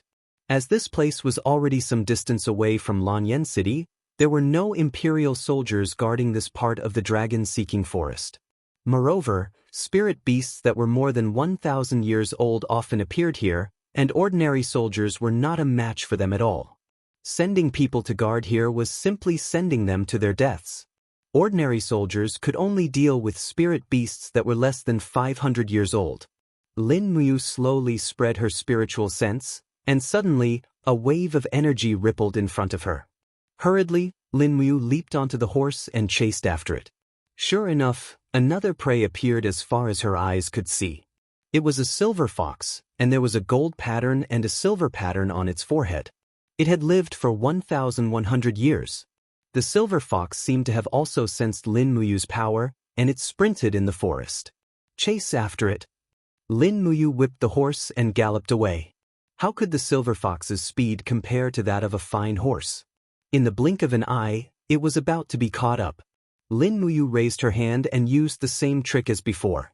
The little magic noise blade turned into a cold light as it attacked. Whoosh! The silver fox also heard this sound, and it actually stopped in its tracks in a hurry. With a shrill cry, frost energy appeared around its body, condensing into a shield in the blink of an eye. This was actually a silver fox that had an energy shield. Unfortunately, this silver fox that had only lived for 1,100 years had underestimated Lin Muyu's strength. The little magic noise blade tore through its shield like it was crushing dry weeds and smashing rotten wood. With a poochie sound, A gash appeared on its neck, and fresh blood flowed out. GG. Feeling the pain, the silver fox gave up on its counterattack and hurriedly turned around and charged into the distant sea of snow. Its body was as white as snow, almost the same color as the sea of snow, but it still could not escape Lin Muyu's eyes. Or perhaps it could be said that it could not escape Lin Muyu's spiritual perception. Spirit beasts did not know how to suppress their auras, so their energy waves were very stable. Under the detection of the spirit pulse technique, they naturally could not hide. Hiya! Lin Muyu continued to whip the horse and gave chase. She raised her hand, and a bolt of lightning energy appeared in her palm. She retrieved the little magic noise blade that had been stabbed into the snow and held it in her hand, waiting for the next opportunity to attack. It was also at this time that the silver fox cried out and jumped down a small hill. Lin Muyu was immediately stunned. Damn, so naughty. However, just as Lin Muyu reached the top of the hill, she heard a human voice. Little Nail, be careful. It's a 1,100-year-old silver fox. Uncle Wang, what should we do? Arrow, shoot it to death. Puff, puff, puff. After the sound of arrows being released, there was another GG sound. The poor silver fox was killed just like that. When Lin Muyu appeared on the hillside, she saw a few lone warriors from the Hall of Chivalry surrounding the silver fox. The person called Uncle Wang had a slightly strong aura, and his cultivation base was about level 12. He grinned and said, "It's a wounded silver fox. No wonder it was easily killed by us. Fortunately, its wound and arrow wound were on its neck, so it won't damage the value of its fur. Great, a 1,100-year-old silver fox's fur can be sold for at least 50 Jining coins in Lanyan City." Little Nail was so excited that he rubbed his hands on the side. There were also 3 other loose warriors with green badges on their chests that were identical to Lin Muyu's. They all held swords and sabers in their hands. Rather than calling them loose warriors, it would be better to say that this group of people looked more like hunting tigers. Lin Muyu took a deep breath and said faintly, "Wang Tianfu, are you going to take this silver fox to the headquarters to receive the reward?" Only then did the team of 5 notice the existence of Lin Muyu. Each of their faces showed a flash of surprise. Wang Tianfu carried the silver fox's corpse in his hand, looked up and said faintly, "You are the newly joined loose warrior, Lin Yan? Did you injure this silver fox?" Wang Tianfu asked. Lin Muyu raised the little magic knife in her hand and said, "Yes, answer my question. Are you going to take this silver fox and use its spirit stones to receive the reward?" Wang Tianfu's face showed a trace of hesitation. After thinking for a few seconds, he said, "So what if it is? Although this silver fox was wounded by you, it was killed by the few of us. It should be ours. Is that so?" Lin Muyu raised her eyebrows and said, "I advise you not to take this silver fox to the headquarters to receive the reward. This is for your own good." But Wang Tianfu sneered and said, "Are you jealous that we are about to be promoted, so you want us to return the silver fox to you? Let me tell you, stop dreaming." Lin Muyu could not help but laugh. "You ask me why? Let me tell you, the reason is very simple. The strength of you and this silver fox do not match. If you take the silver fox to the headquarters, even if your ranger rank is improved, your strength will not be improved. You will bring disaster to yourselves in vain. It is not too late to return the silver fox to me now." Little Nail shouted at the hillside with all his strength, "No. We will not return it. It was not easy for us to hunt this silver fox. Why should we return it to you? We will not return it." Lin Muyu furrowed her brows. If she was like those cultivators, she would probably kill these unaffiliated warriors without hesitation, right? In fact, in the House of Chivalry, it was very common to kill each other for treasures. Looking at the group of ragged wandering heroes, Lin Muyu sighed. She reached into her cosmos sack and took out a diamond coin, saying, "How about this? I'll use a diamond coin to exchange for this silver fox's corpse. Is that okay?" Little Nail was stunned. 1,000 Jining coins. Who knows whether your diamond coin is fake or not? Wang Tianfu said with anger in his eyes, "If you want this silver fox, come and get it yourself. Don't fool us with fake diamond coins. Damn it. Lin Muyu was slightly angry. He raised his hand to pull out half of the burning prairie sword, but at this moment he suddenly stopped moving. After a few seconds of silence, he sheathed the long sword with a clang, grabbed the reins, turned around and walked away, saying, "You're on your own. I've been very kind to you." He looked at the snow and went back without looking back. He still remembered the word "ing" hanging high on the main altar of the House of Chivalry. Unfortunately, the people of the House of Chivalry did not seem to understand what it meant. Lin Muyu also understood that he was not a living Buddha and could not save all living beings. Some people, if Buddha did not save them, demons would save themselves. Along the way, he found a 500-year-old wild boar. After killing it and cutting its head, he found that it had not condensed any spirit stones. He had no choice but to drag the wild boar's body, which weighed at least 400 kilograms, back to the House of Chivalry. He only arrived at the House of Chivalry at noon. The sun was high up in the sky, and the ice and snow were melting rapidly. It was too difficult to hunt spirit beasts in the snow, and many spirit beasts simply did not come out. When they saw Lin Muyu dragging the bodies of the two spirit beasts back to the mountain, a few guards were shocked.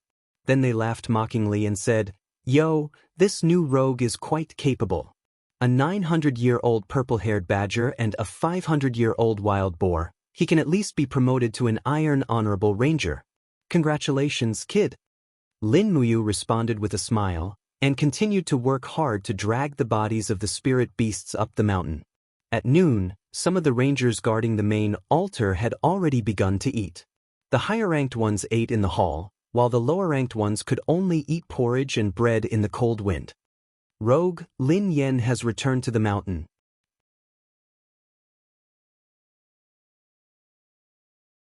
A loud silver honorable ranger shouted at the top of his lungs, "Spoils of war, 1 900-year-old purple-haired badger, 1 500-year-old wild boar." Ji Yang, who was drinking in the main altar, could not help but look up and said with a smile, "The new rogue who joined this year is not bad, there's such a good seedling." Luo Yu put down his wine cup and said respectfully, "Grand Wandering Ambassador, should I go take a look? If it's true, what rank should I give him?" "If it's true," Ji Yang's eyes flashed, and he said with a smile, "then give him a silver honorable ranger.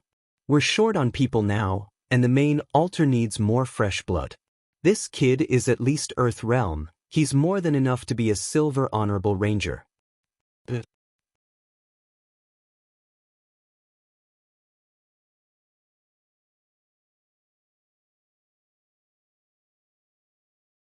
Chapter 146. Luo Yu held a crimson crystal in her hands as she slowly walked out of the headquarters. Her gaze fell upon the crowd as she said, "Where is Lin Yen who has returned to the mountain? Bring the prey over for me to see." Lin Muyu immediately dragged the corpses of the two spirit beasts over and placed them side by side on the ground. She said, "Luo Yu, you chess user, everything is here.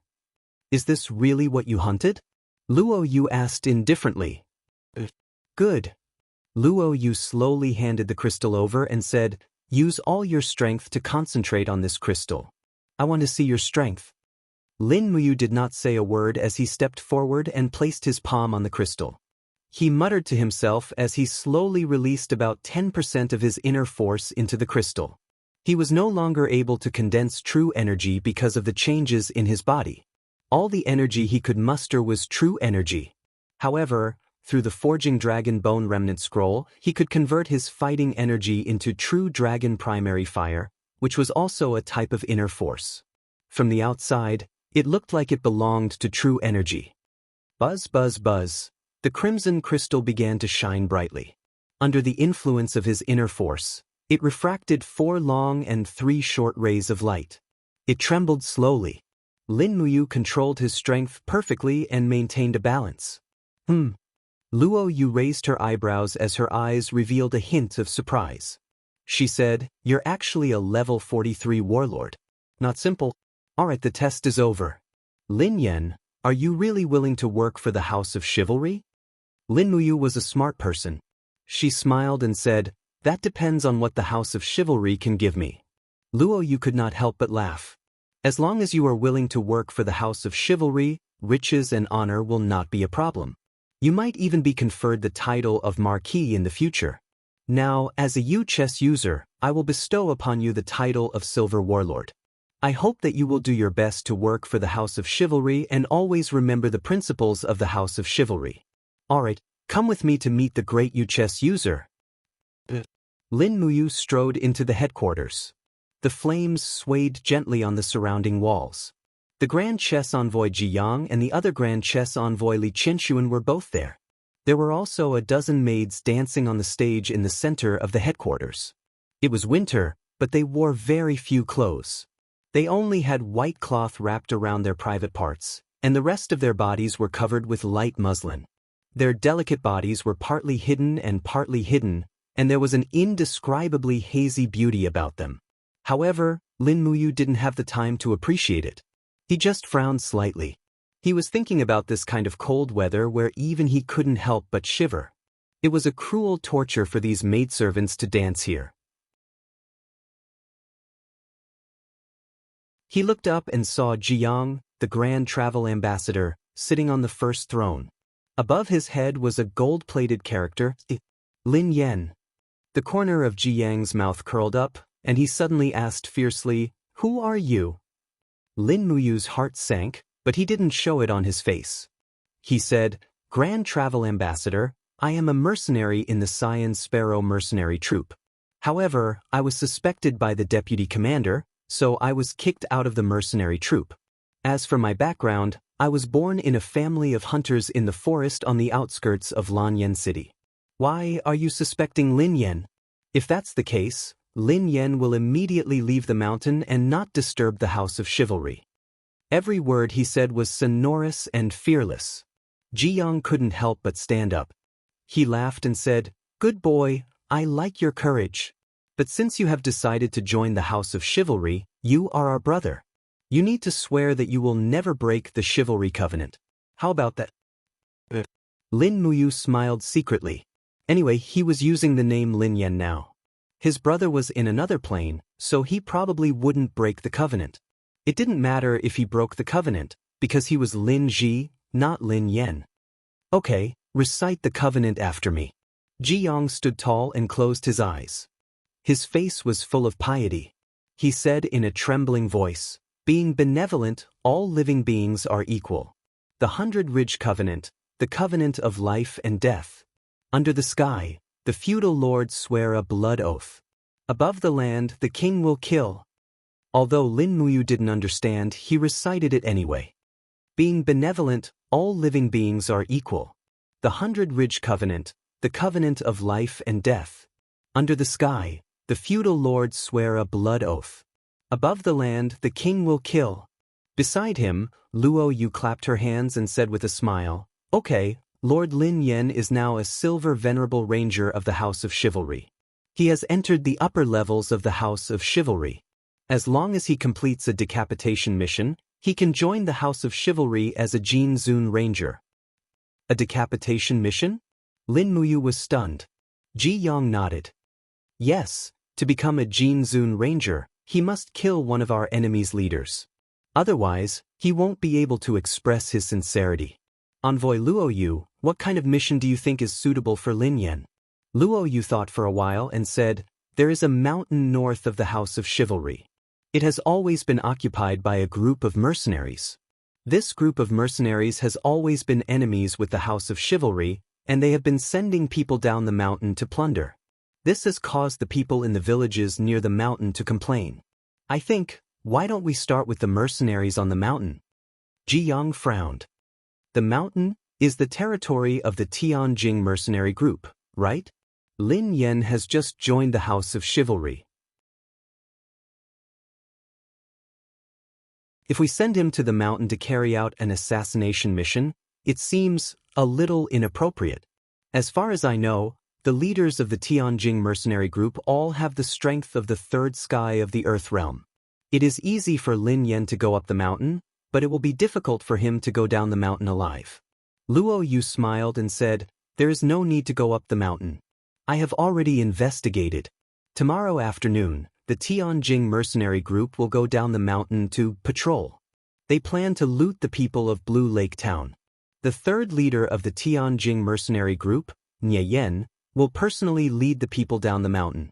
Li Qinshuan and Envoy Yu Yi will accompany them. If anything happens, we can help immediately. Jiang could not help but smile. Good, that's great. Lin Yen, do you agree? Lin Muyu secretly clenched her fists, secretly cursing Jiang for being a bastard. Nie Yen had clearly reached the third sky of the Earth realm, much stronger than the second sky of the Earth realm that she had revealed. Jiang was clearly sending her to her death. The House of Chivalry was indeed a ruthless place. Anyone who wanted to climb up to the position of a Jinzun Ranger had to pay the price in blood.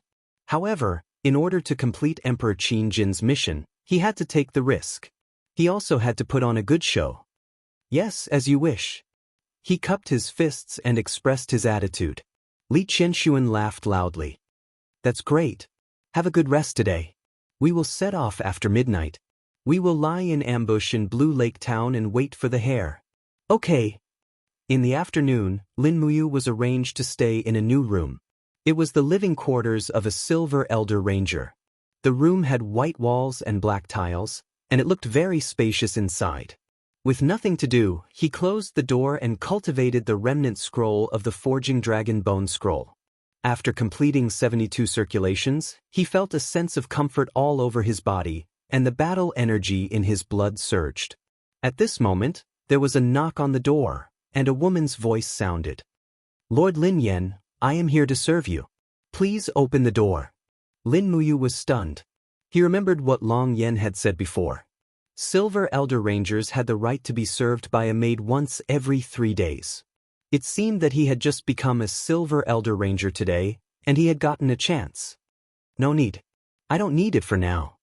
He flatly refused, not because of anything else, but because the maids in the House of Chivalry were ravaged by countless men every day.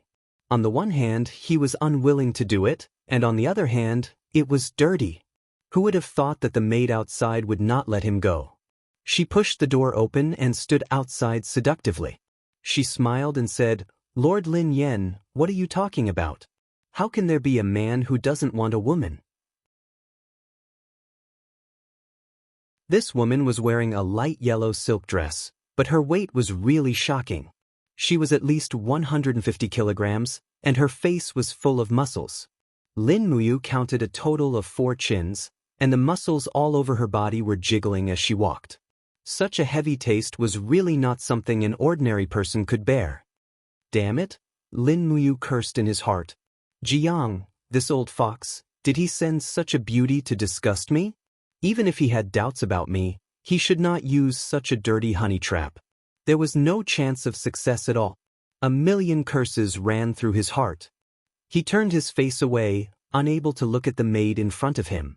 He said, Hurry up and leave, or else don't blame my sword for being merciless. Clang. The burning prairie sword was halfway out of its sheath. Raging flames surrounded the blade, and it was filled with killing intent. The maid pouted coquettishly and said, Seeing how handsome you are, I thought you were a romantic and elegant person. I didn't expect you to be such an unromantic idiot. Fine, it's you who doesn't want it. She angrily slammed the door and left. Lin Muyu also let out a sigh of relief. At least he had escaped a disaster. In the evening, someone knocked on the door again. It was Luo Yu's voice. Lord Lin Yen, are you resting? I am Luo Yu. No, please come in, Lord Yu. Lin Muyu got up and sat on the edge of the bed. She watched as Luo Yu pushed open the door and entered. The cold wind blew in, causing the oil lamp to flicker. Lin Muyu smiled slightly. What brings Lord Yu Yi to my place? Luo Yu also smiled and sat on a low stool. I'm here to deliver something to you. What is it? Luo Yu reached out and took an item wrapped in black cloth. He opened it layer by layer, revealing a crossbow with a metallic luster. He smiled and said, This is a weapon brought from the west to the Middle Earth. It is called the Black Iron Crossbow. It is extremely powerful, and I've prepared some arrows. They have all been dipped in poison. You will be facing a strong enemy tomorrow. Perhaps this Black Iron Crossbow will be of help. Lin Muyu took the black iron crossbow and said, "Thank you, Luo Yu. Is this what the great Yue wants?" Luo Yu laughed bitterly and shook his head. "No, this is just Luo Yu's own intentions. Lord Lin Yan, you are a young talent. You should not take such a risk.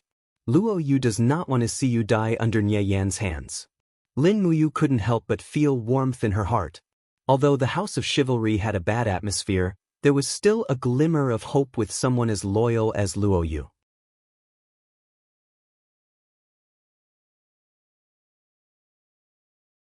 Chapter 147. After midnight, the warhorses snorted in the evening wind. Lin Muyu had obtained a set of silver exalted ranger armor, which was made of black iron. Although the level of sophistication was far from being comparable to the holy sanctum battle robe, it could still add some defense, so she would not be sliced in half by the enemy's blade. Of course, Lin Muyu was not worried about this. The two Yuzichan agents, Luo Yu and Li Qinshuan, mounted their horses, raised their weapons, and said in a low voice, "Let's go when we're ready. We don't have much time, let's not waste any more time." Everyone mounted their horses. In fact, other than Lin Muyu, there were also 3 Jinzun Rangers, 14 Silver Exalted Rangers, and more than 500 venerables and unaffiliated warriors participating. From the looks of it, it was not an assassination at all, but more like a decisive battle. Lin Muyu tied the burning prairie sword firmly behind her and tightened the rope. Her eyes fell on the night sky, the cold wind blowing on her skin. It was a really uncomfortable feeling. "Let's go," Li Qinshuan ordered, and everyone spurred their horses down the mountain. A few Jinzun Rangers followed closely behind the Yuzichan agents, as if they did not care about a new Silver Exalted Ranger like Lin Muyu, or rather, in their eyes, Lin Muyu was already a dead person. Among the 3 Jinzun Rangers, only Long Yen saw Lin Muyu in a different light. He spurred his horse forward and rode side by side with her, laughing, "Lin Yen, I didn't expect you to be promoted to a Silver Exalted Ranger so quickly, but you must be careful on this mission. Nie Yan's dragon-slaying palm is famous far and wide, it's powerful and unparalleled, you must live a little longer." The corner of Lin Muyu's mouth rose. "Thank you for your concern, Lord Long Yan, I will live." But Long Yan's face was full of disbelief, and he laughed. "All right then, I also hope that you can live a little longer." The Rangers galloped for about 4 hours, and arrived at their destination before sunrise, Blue Lake Town. This town was formed around a blue lake, with houses scattered around the lake. At a glance, there were about 200 households, with a total population of between 1,000 to 2,000 people.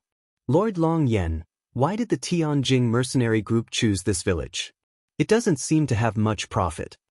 Lin Muyu asked with a smile.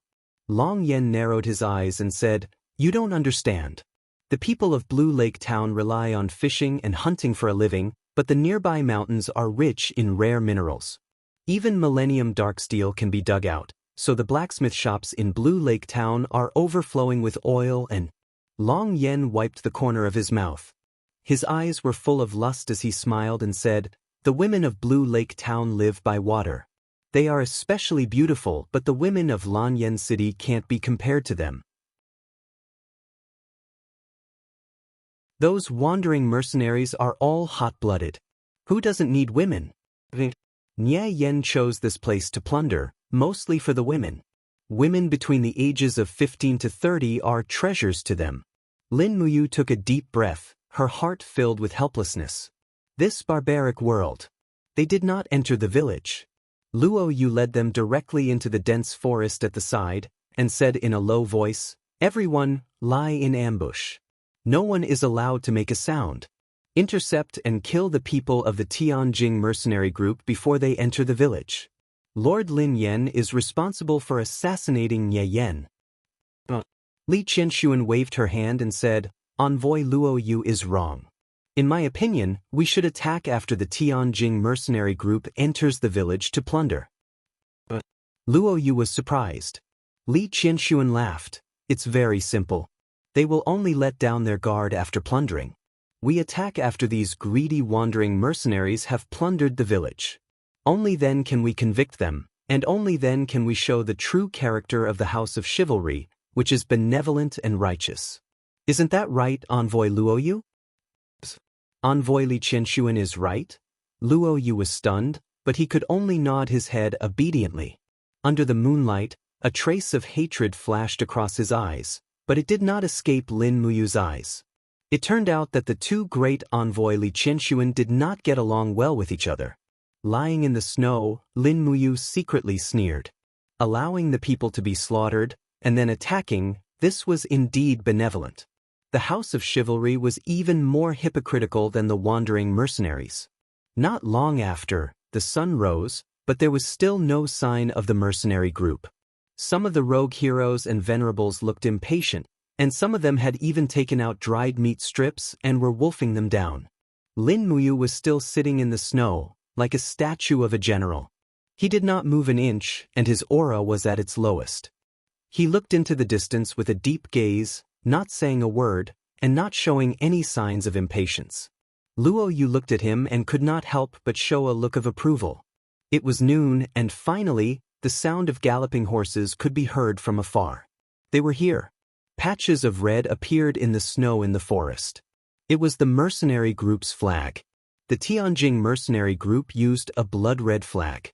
The sound of galloping horses did not stop, and a pure cavalry formation appeared in everyone's field of vision. Moreover, there were more and more of them, as if they were covering the sky and the earth. This, Luo Yu frowned and said, at least 1,000 people have come, which is more than what we expected. We only brought about 600 people. I think we should cancel this operation. Li Qianxuan waved her hand and said, no, since we're here, we shouldn't retreat so easily. Wait until they enter the village and start a massacre, and after they scatter the formation, we'll kill our way over and defeat them. Luo Yu gritted his teeth and said, yes. Lin Muyu was secretly puzzled. They were both Envoy Li Qianxuan, but why did Luo Yu always listen to Li Qianxuan's words? Perhaps finding the answer would be greatly beneficial to her. Whistles echoed in the distance, and the people from the Tianjing mercenary group killed their way into the village. Very soon, the sounds of fighting and cries could be heard. Not only did they plunder, but they also set fires. The periphery of the village seemed to be on fire, and Blue Lake Town was soon covered in flames. Lin Muyu gripped the burning prairie sword tightly, and her killing intent was clear. No matter what the mission was this time, just the actions of a group of mercenaries were enough to kill them. Get on the horses! Li Qianxuan shouted. Prepare to attack. No one is allowed to retreat, and those who cower will be killed. Everyone got on the horses, and with a swoosh, the flags of the House of Chivalry fluttered. If she did not know the evil behind it, perhaps Lin Muyu would really think that this was a battle for justice. Li Qianxuan held her spear and said, Lord Lin Yan, you're the executor of this assassination mission, so you'll be the vanguard. Charge! Lin Muyu frowned and spurred her horse forward. As expected, the real purpose of this mission was probably to be cannon fodder, right? Lin Yan, be careful. Luo Yu's voice came from behind, and it made Lin Muyu feel a sense of comfort. The horses galloped on the snowy ground, and in the blink of an eye, they had entered the village. However, the scene that greeted their eyes was a little too horrible to look at. The long bridge into the town was full of corpses, and they were all militia. The weapons in their hands were only crude weapons like harpoons, so how could they be a match for the fully armored mercenaries? A woman's heart-wrenching scream came from a house at the side. Lin Muyu did not stop. She pulled out the burning prairie sword and rushed forward. With a slight shake of the blade, a sword aura condensed by the true dragon's primary fire fell among the attacking mercenaries. Instantly, 3 mercenaries were cut in half at the waist, and their blood splattered on the ground. The warhorse neighed. Lin Muyu did not stop for a moment, and continued to kill into the town. It's the people from the House of Chivalry. Stop that guy. Archers, shoot him to death. A mercenary leader shouted. Seeing that she had already left the sight of the group of rangers, Lin Muyu quickly spurred her horse forward. She opened her palm slightly, and the green-gored martial soul was activated. The mystic tortoise shell and dragon scale wall were successfully activated, and she and her warhorse were not hurt as she rushed forward. In the distance, under the battle flag of the Tianjing mercenaries, a martial artist holding a long saber stood there, and there was a golden badge on his collar. It was the third leader, Nie Yan. Bastard! Nie Yan saw that Lin Muyu was killing his own people, and he could not care so much anymore. He spurred his horse and rushed over. The saber was full of strong true qi, and with a sharp whistling sound, it slashed toward Lin Muyu's head. Lin Muyu had made up her mind to kill. She released her palm, and the burning prairie sword swept forward with lightning. With a dang sound, it forcibly shook off Nie Yan's slash. At the same time, the dou qi in her palm was dense, and the stars of the common people condensed around her palm. With a roar, she blasted out. Chaos of the common people. Nie Yan was also stunned. Dou qi? Heaven realm. His long saber had been shaken off, and he hurriedly pushed his palms out and shouted, "Polar dragon slaying." There was a faint sound of a dragon's roar, and this dragon-slaying palm seemed to be really good. However, the disparity in strength was too great. How could a third-rate martial art like the dragon-slaying palm be compared to the chaos of the common people? With a pung sound, the dragon-slaying palm was instantly swallowed and disintegrated by the 7 luminaries' Xian energy. The bones in Nie Yan's palm were all shattered, and he and his horse quickly fell back. Without waiting for him to have a chance to turn around, Lin Muyu condensed her left hand into a finger and suddenly waved it with lightning. Violent thunder wave. Blood splashed out, and the burning prairie sword penetrated Nie Yan's chest, nailing straight into the wall behind him. Blood gushed out of Nie Yan's mouth, and his eyes were full of unwillingness and disbelief. He did not want to believe that he would die here, and even more could not believe that he would die so easily, and in the hands of a nobody. Kacha! Lin Muyu called back the long sword, directly cut off Nie Yan's head, and raised it high. At the same time, she withdrew her dou qi and the wall of the gourd and shouted, "Nie Yan has been beheaded, do you still want to resist? Put down your weapons and maybe I will spare your lives." The group of mercenaries was stunned, and many of them put down their weapons. It was a nightmare for them to be enemies with a heaven realm expert. At this time, Li Qianxuan, Luo Yu, and the other rangers also rushed in. Before the mercenaries could react, Li Qianxuan directly ordered, Kill them all for me." Cruel. Lin Muyu stood at the side with Nie Yan's head in her hand and witnessed the massacre. Less than 30% of the 1,000-plus mercenaries from the Tianjing mercenary group escaped from Blue Lake Town, and the rest were killed by the sword. Retribution.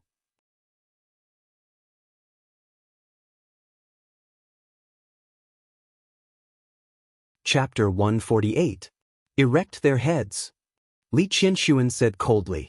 Immediately, a group of rogue warriors erected sharp wooden stakes in the small town, and the heads of nearly 1,000 mercenaries were chopped off and impaled on the stakes. The village was filled with a strong smell of blood. Lin Muyu glanced at the rows of heads, and he could not help but feel a chill in his heart.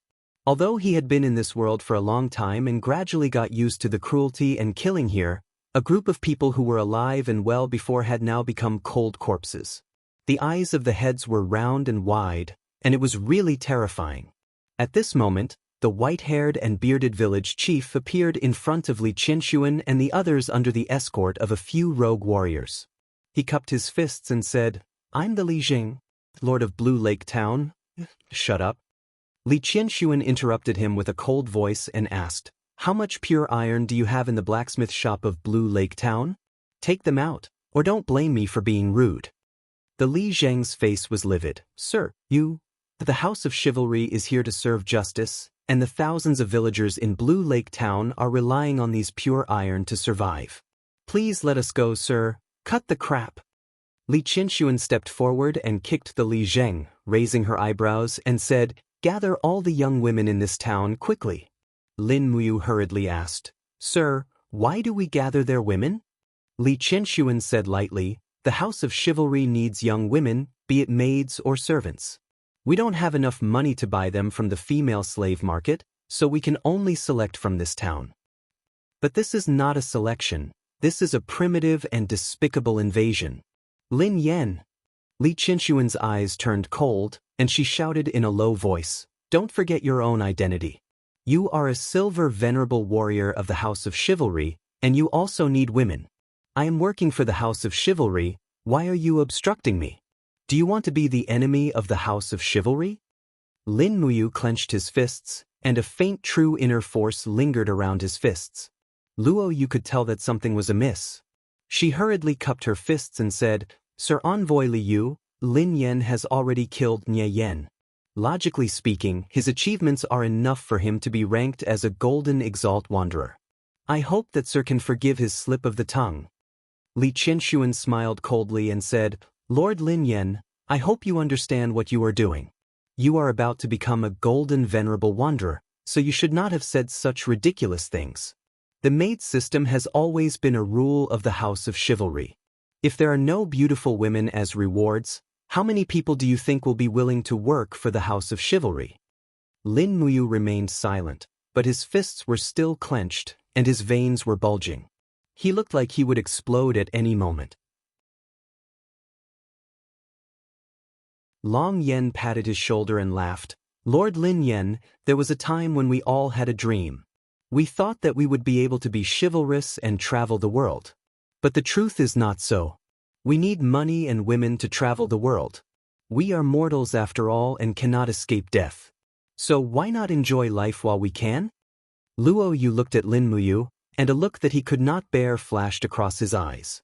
Lin Muyu slowly unclenched his fists and said lightly, Li Qinshuan, you are right. I have no objections. That's right. Li Qinshuan raised his eyebrows and laughed.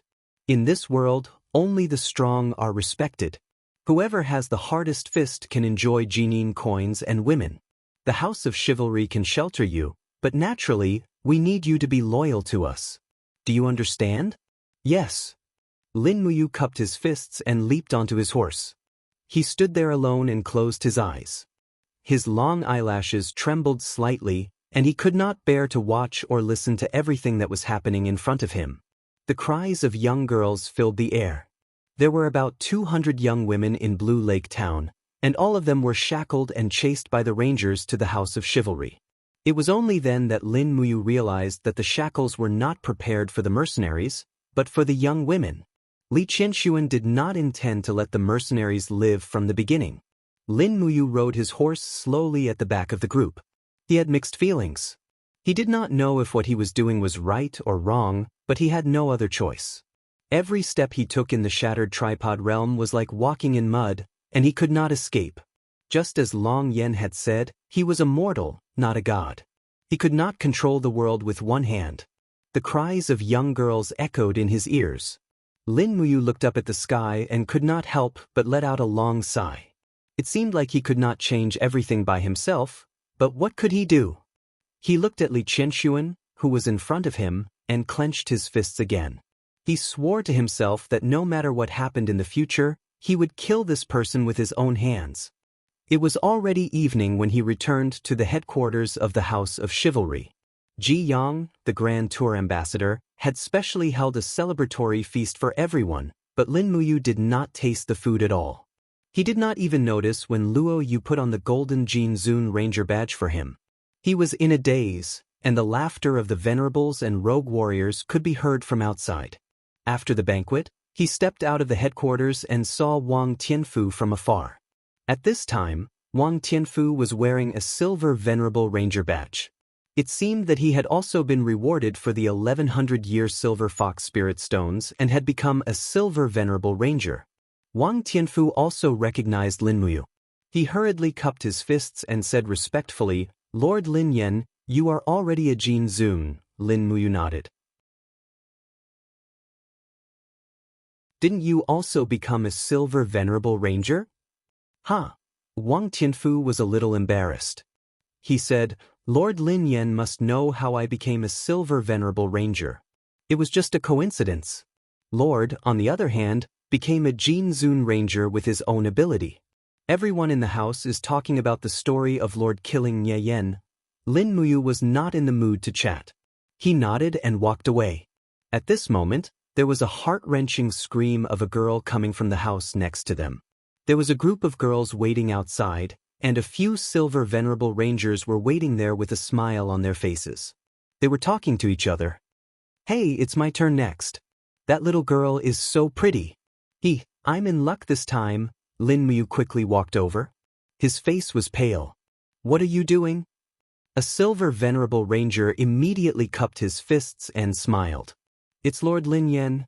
These are the spoils of war that we took from Blue Lake Town during the day. The brothers are having a feast for these virgin girls. If Lord Lin Yan is interested, we will reserve the most beautiful one for you. How about it?" Lin Muyu frowned and said, No need." The silver venerable ranger immediately rubbed his chin and smiled.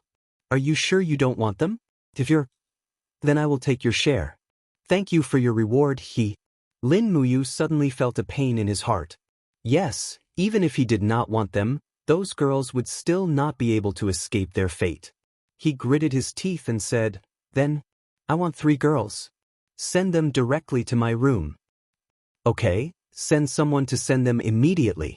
I guarantee that they are all unopened." The silver venerable ranger's face was full of flattery. Lin Muyu was disgusted. He took his sword and walked away.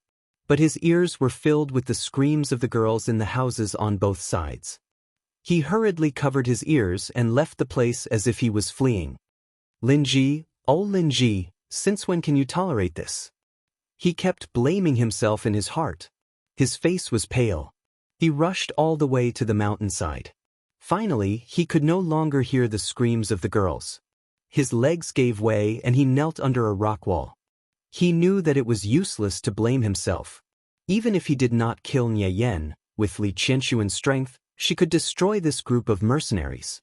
He was just a small chess piece. Full of anger, he turned over and went straight to the rock wall. He suddenly raised his arm and Do Chi circled around his fist. Bang! He punched the rock wall. Immediately, stone chips flew everywhere. At the same time, there was a sharp pain in his fist. After all, he was still a flesh and blood body. How could he go head-on with a hard rock? But he did not stop. He punched the rock again and again, as if this was the only way to relieve the pain in his heart. Not long after, his fists were a bloody mess. "That's enough, Lin Yan." Suddenly, a voice came from behind. Lin Muyu could not help but be stunned. The person who came was so quiet that he did not notice. He turned around and saw that it was Luo Yu. Patter, patter. The blood on his fist kept dripping onto the grass. Seeing his injuries, Luo Yu couldn't help but knit her brows and said, "Sir Lin Yan, this is the first time you've entered the Hall of Chivalry. This is a pain you must experience. I can understand this pain because I've experienced it myself." Lin Muyu's eyes were filled with murderous intent. His arms were surrounded by Do Chi. "Luo Yu, as a tour envoy, why did you not stop Li Qianshuan?" Luo Yu was shocked. He could feel Lin Muyu's anger. He also knew that Lin Yan was a heaven state cultivator. It was not a joke that he could kill him in a few moves. But he did not panic. Luo Yu took a deep breath and said, "Because I am a commoner, while Li Qianshuan is a noble. She is the cousin of Ji Yao, the lord of Shangyang City and one of the 13 uncles." "Birth and bloodline again?" Lin Muyu laughed coldly. Luo Yu gritted his teeth and said, "Master Lin Yan, although you have entered the heaven state, I have to say that your strength is still below that of the great tour envoy Jiang. If you do not want to die, you have to obey." "Luo Yu, have you never thought of changing all this?" Lin Muyu looked at Luo Yu, his eyes filled with contempt and disdain. He did not hide his contempt for Luo Yu at all. Luo Yu gritted his teeth and met Lin Muyu's gaze. He felt as if his heart was being twisted by a knife. Ever since Lin Muyu entered the Hall of Chivalry, he had respected Lin Yan, whose strength was unfathomable. But now Lin Muyu was looking at him with such disdain. It made him feel extremely uncomfortable. "My strength is not enough to change everything." After a while, Luo Yu said this plainly. Lin Muyu spread his arms and his Do Chi turned into true dragon primary fire. The murderous intent in his eyes intensified. "Master Luo Yu, tell me, will you help me hide the secret of my strength?" Luo Yu's eyes were filled with pride. "Master Lin Yan, what kind of person do you think I am? If you don't trust me, you can kill me now. Lin Muyu was silent for a few seconds. Suddenly, the dou qi in his arms dissipated and his murderous intent disappeared. He smiled and said, Master Luo Yu, you are a good person. I can't bear to kill you. Luo Yu smiled knowingly.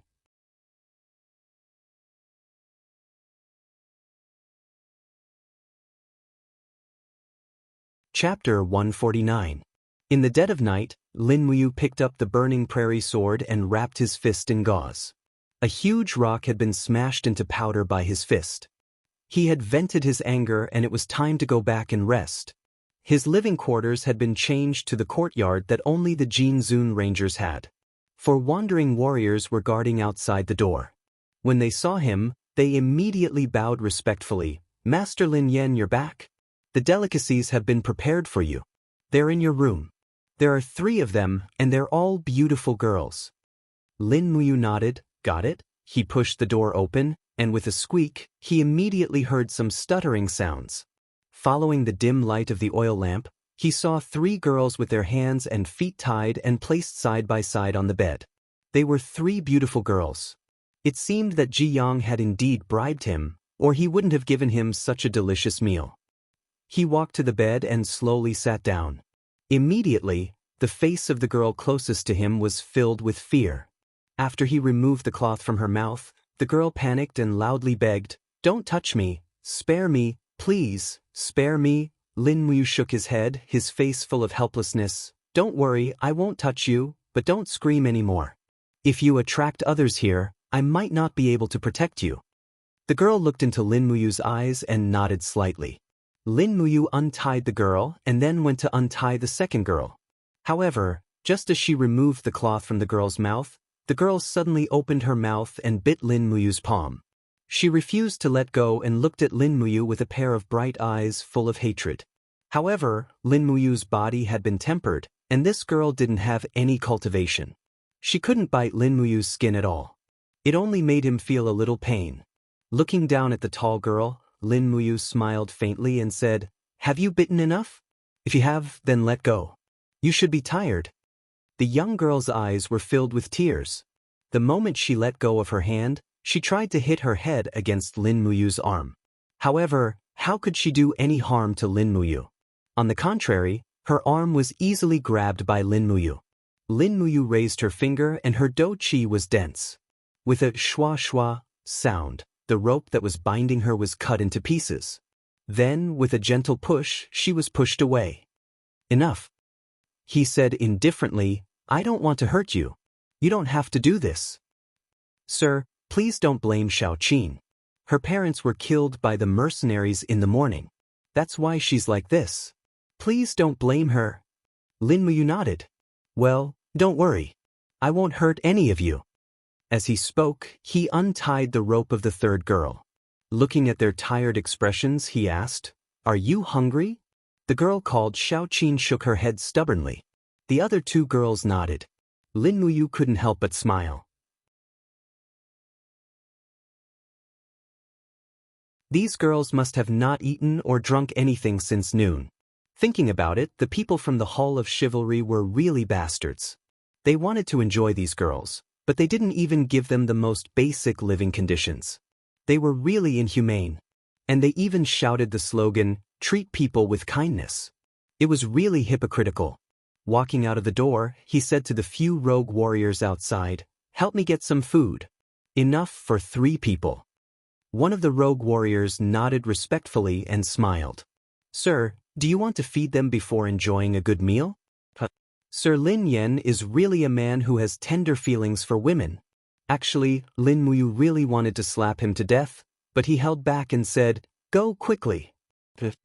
Not long after, the rogue warrior returned with 3 bowls of meat soup and a few steamed buns.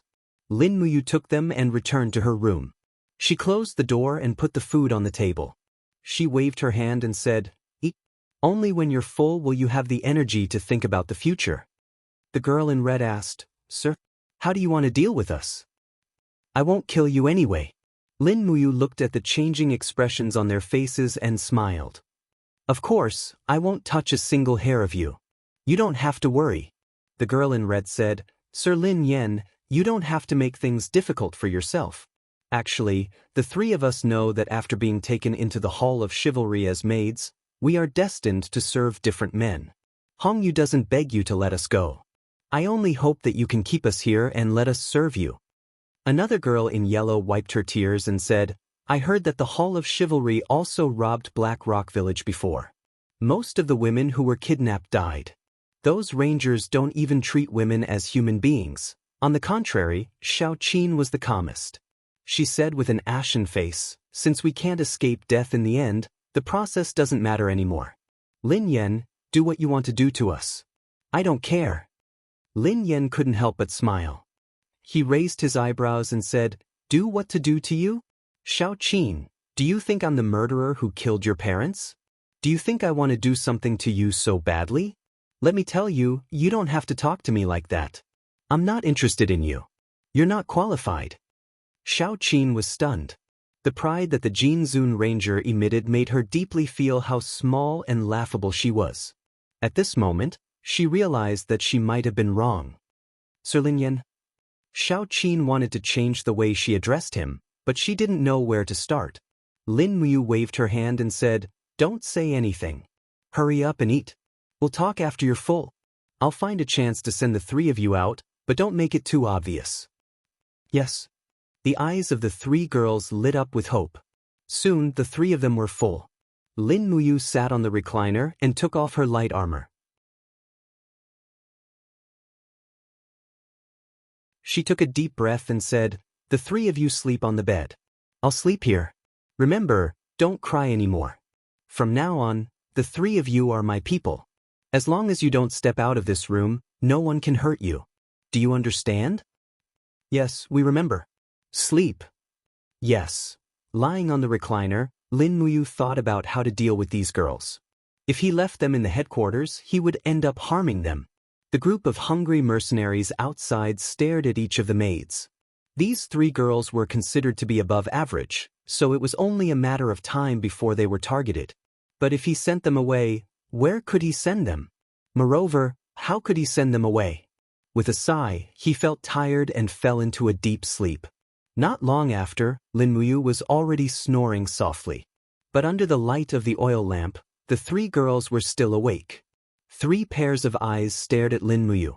They were sure that this handsome ranger wouldn't do anything to them, but they were extremely nervous. They didn't know what to do, and they didn't know if they should trust the person in front of them. Xiao Qin gently picked up the knife on the table. Her eyes were filled with hatred as she walked barefoot towards Lin Muyu. Xiao Qin. Hong Yu called out softly and dodged the knife. She stared at Xiao Qin. Are you crazy? Sir Lin Yen clearly wants to protect us. What are you trying to do? Xiao Qin sneered. All the crows in the world are black. He's treating us so well just to make us feel that he's worth relying on. He wants us to serve him willingly. That's all. Hong Yu gritted her teeth. Xiao Qin, you're really stupid. Why would he do this? If he used force, none of us would be able to escape that fate. If you kill him now, not only will we not be able to escape, but we will also kill a good person. Xiao Qin trembled and stood there, not knowing what to do. Sleep? Hong Yu helped her to the bed. When the two of them lay down, they looked back and saw that Lin Muyu had opened her clear eyes and was looking straight at them without saying a word. My lord, Hong Yu shouted in panic. Lin Muyu smiled faintly and said, Don't worry, I don't blame you. I've seen everything that happened in Blue Lake Town today, but I had no choice. Saving the three of you was the best I could do. Thank you, sir. Sleep? Yes. The night passed. Early the next morning, someone knocked on the door and said respectfully, Sir Lin Yen, the great wandering ambassador invites you to the headquarters for a meeting. Please be there in half an hour. Okay, got it. Lin Muyu turned over and got up, putting on his armor. Before he left, he ordered a few rogue warriors who were guarding the room to send food to his room on time. After that, he washed up, ate a quick breakfast and went straight to the headquarters. He knew very well that he would not be a Jinzun Ranger for nothing. Ji Yang would definitely use him to do things for the Hall of Chivalry. On one hand, he could make use of him, and on the other hand, he could prove his loyalty. After entering the headquarters, he found Li Qianxuan, Luo Yu, and the other 4 Jinzun Rangers were all there. Sir Lin Yan, please take a seat. Long Yan raised his hands and bowed. There was already a seat for Lin Muyu here. It seemed that he had enough status in the House of Chivalry's imperial capital, but he was not close to the Grand Wandering Chess Envoy, Jiang. Okay, since everyone is here, let's discuss the attack on North Mountain today. Jiang said. Luo Yu cupped his fists and said, Great Wandering Ambassador, the terrain of North Mountain is very steep. It is easy to defend and difficult to attack. The mercenaries guarding the mountain are also elites. It will not be easy to attack. I think we should take it slow. No, we can't wait any longer. Ji Yang's eyes turned cold and said, The Tianjing mercenary group has more than 5,000 people. They are a huge threat to us. Although they are just a bunch of unruly people, if we can take down these 5,000 people, think about it. In the Dragon Forest, which force would dare to go against the Hall of Chivalry? Even the 30,000 Imperial Guards guarding the capital would have to be wary of us. Li Qianxuan cupped his fists and said, Great Wandering Ambassador, please let me lead the troops to attack North Mountain. Ji Yang shook his head and smiled. No, in terms of attacking, Sir Luo Yu is more suitable. How about this? Luo Yu will lead the 3 Jinzun Rangers, Lin Yan, Long Yan, and Fang Xian, as well as 1,000 men to attack the mountain. If we can take down North Mountain, the credit will be greater than heaven. Luo Yu was silent for a few seconds, then cupped his fists and said, Yes, sir, you're tuning in to the Passion Pages YouTube channel. We're so grateful for your support, and don't forget to subscribe to join us on this incredible journey through captivating stories. Your generosity through donations truly makes a world of difference, as it's the primary source of revenue that allows me to expand and enhance this channel for you. Thank you from the bottom of my heart for being a part of this adventure.